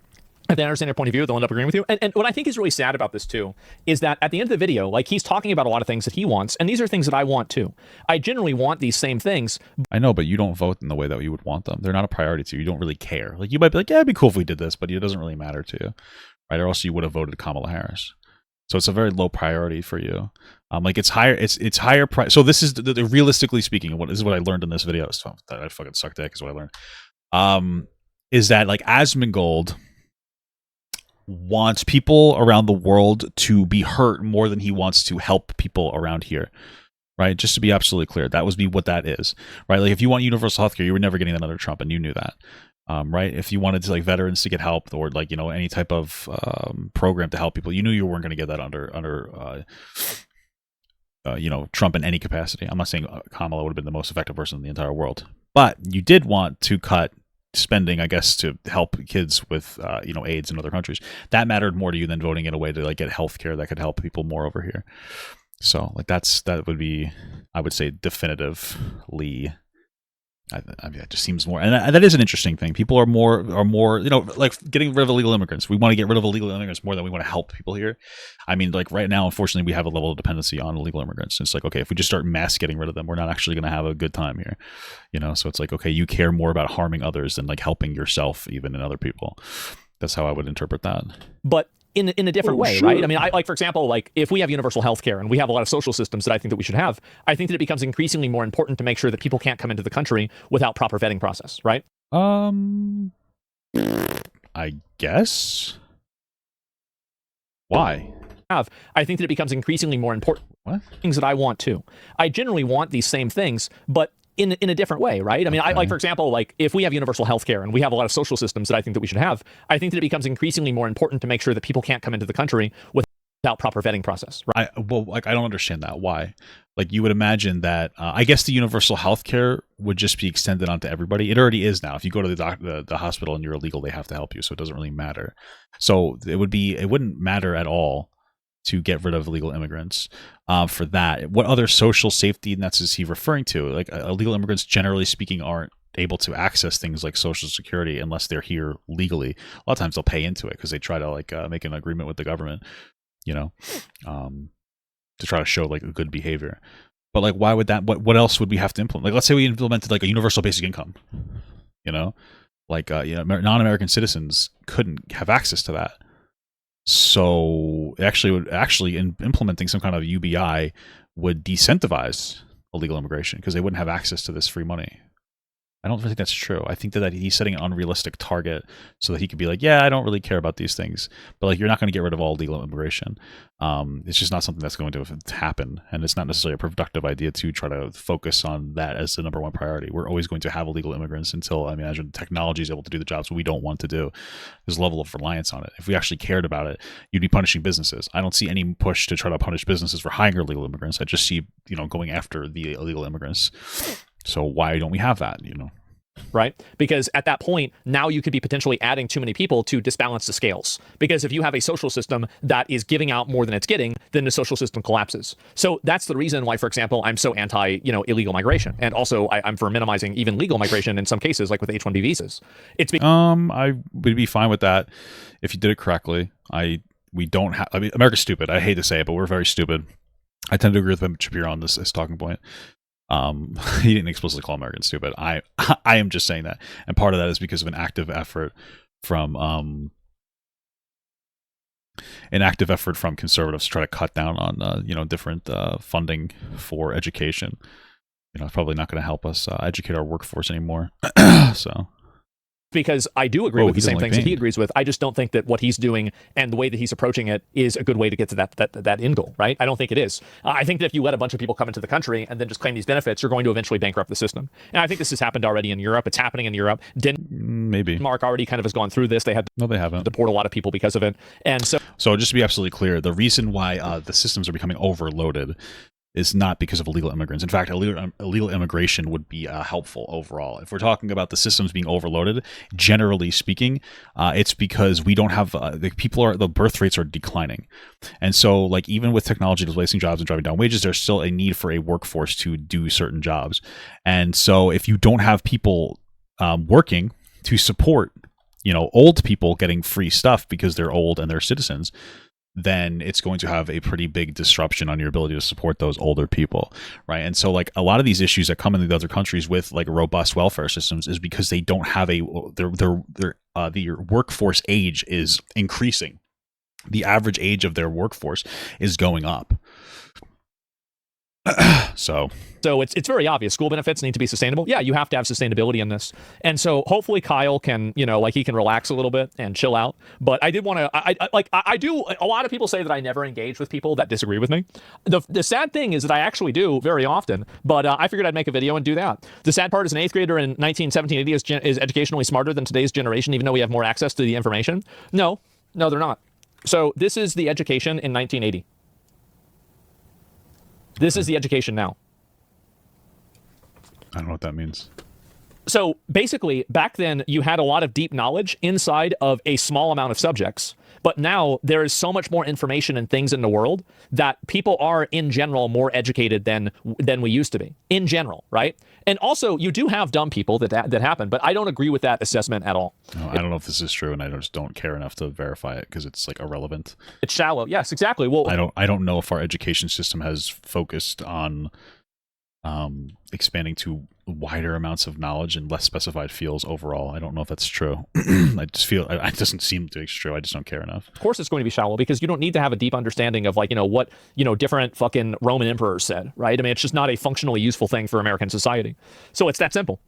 The argument listening to someone's argument is going to lead you astray. It's just silly. It means you have no confidence in your own mental facilities. Yeah, I guess so. I like how enforcing immigration law is considered radical. Yes, exactly. Yes, it's radical. And the reason why they think that it's radical is very simple. Radical. It's because they disagree with it.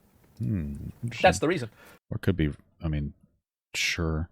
Maybe they disagree with it because it's radical rather than the way you're presenting it. I don't know. Okay. So they label things that they disagree with as radical.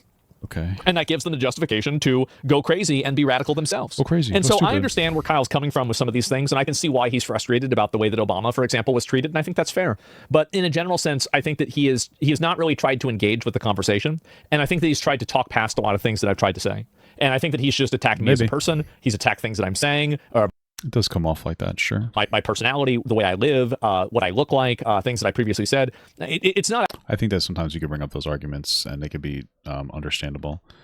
I think that like your lack of hygiene is something people should keep in mind. If you don't even care enough about yourself, it's probably it's probably reasonable to be like, he doesn't even care about himself. Why would he care about anybody else or care about actually, giving general considerations to things? Actually, you could say that about me being fat. That's fair enough. But I imagine I engage in a lot more healthy lifestyle choices than Asmongold does. Yeah, he's on stream, I think, like 12 hours a day, 8 to 12 hours a day, every single day. I don't think he has like a girlfriend or anything like that. I don't think he goes to the gym. I don't think that he tries to eat well. I don't think he eats like home cooked meals. So engaging with the conversation.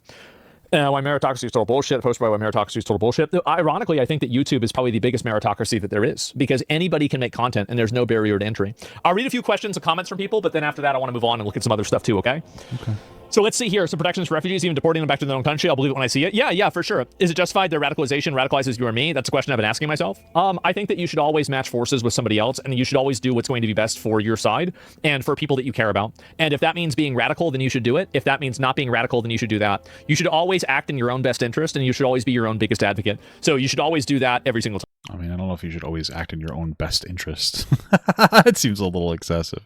I think it's okay if I always acted in my own best interest, I would advocate for me having less taxes and taking away money from poor people. So I don't really like that. Fine. That's my best advice, and that's my opinion on almost everything, right? So yeah. Makes sense. He seems to be a very selfish individual. Kyle tries to attack you for whatever people say and pretends you said it. Yeah, I mean, like, it's just sad. Why do you think he has a tan? I don't know. Yeah, I have no idea. Always go one step further than your opponent. Yeah, absolutely. I would say so. I agree with the part for cutting funding on research projects that are dodgy or projects that are unethical, but this does not justify cutting funding for all scientific academics. I've known a few good labs that were dismissed because of funding for their core project was suspended. Well, maybe the core project was funding other labs that were bad, right? And like that. Or maybe they weren't, and you're just saying maybe because it's very lazy for you and easy for you to justify this administration's bad behavior by saying, well, maybe. Well, is that shown? Shouldn't we have that transparency? Shouldn't Trump be able to prove that before he cuts it? No? That's obviously, on them to make sure that they're not doing that. And then also, like, I could agree with you in some cases where I think funding does get cut for things that shouldn't be cut. Absolutely, that happens. Sure. But you think that's a minority issue? And this leads to another, like, example. Wow, what the fuck was that? This leads to another example of, like, a cognitive dissonance here, is that, like, he'll be like, well, they cut this funding, and I'm sure that there are times where it's unjustifiable, but for the most part, it's good. And he'll look at it like that case, and he'll be like, okay, sometimes it's bad, but most of the time it's good.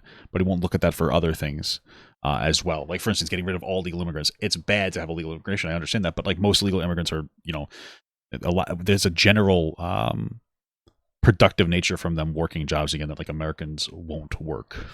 Right? So I think that's, like, an example. Mistakes happen. In the same way that funding can be... It's the same way where, whatever institution it was that he justified cutting earlier that was supposed to help the American consumer, he cut that because I guess there is still some instances of fraud. So it didn't work, even though it got American citizens like $20 billion of money back by protecting them. So things of that nature. Cut for things that are not, that shouldn't be cut. Funding is also given for things that shouldn't be given. Like both of these things are problematic in different ways. That wasn't what I was aiming for. FDR, Democratic president, authorized Japanese concentration camps in World War II. Yeah, and also they gave them reparations for that because it was a bad decision. Okay. Right? I mean, it's pretty simple. Like, I mean, everybody generally agrees with that. It's just crazy people to use the concentration camps, which is nuts.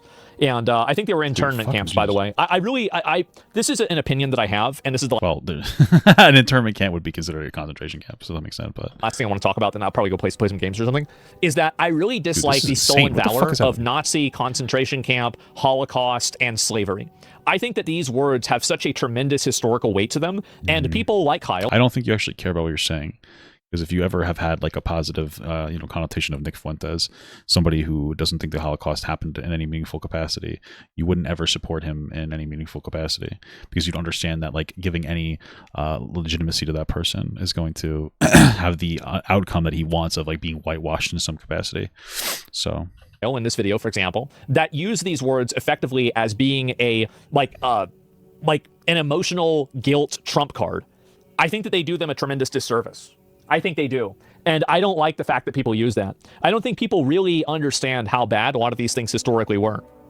So yeah, it's disrespectful in Germany. Yeah, and I don't blame you guys. I mean, that's one thing, right? Yeah, NPC vocabulary. Yes, exactly. So true. Comparing shit to concentration camps unless they're doing human experiments and murdering people for nothing. Yeah.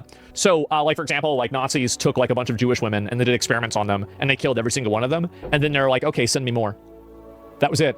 Like, the idea that taking people that are, illegal aliens in a country and then putting them somewhere before you deport them is even in the same universe as that is just such a complete dishonest interpretation. And it does such a disservice to the people that actually were negatively affected by this. So true. It really does. And I find it to be horrible that people do that. But unfortunately nowadays it's so common. They're ulting. Yeah, exactly. And if you're ulting all the time, you're never ulting. That's the problem that people like Kyle have. Right. Where are things with Mexico? Probably the same place. I haven't had anything else happen. I'm Polish. They killed 16% of my population. People use the word Nazi for the most random shit on the internet. It's fucking annoying. Yeah, Poland got fucked, right? 1939. That was a bad time for you guys. I agree. Yeah, and so there's a lot of people. It's very true that obviously people in Europe have suffered tremendously because of the Nazis. I mean, Americans obviously did to an extent, but it's nothing compared to the way Europeans had to deal with, right? I mean, because they were the ones really getting killed. Like the majority of the people that were killed in World War II were probably Europeans, as far as I know. Rise up, Mexico, fuck cartels. Yeah, no doubt. All right. What the fuck I just clicked, but all right, cool stuff, man. Great reaction. Thank you, Papa Cut.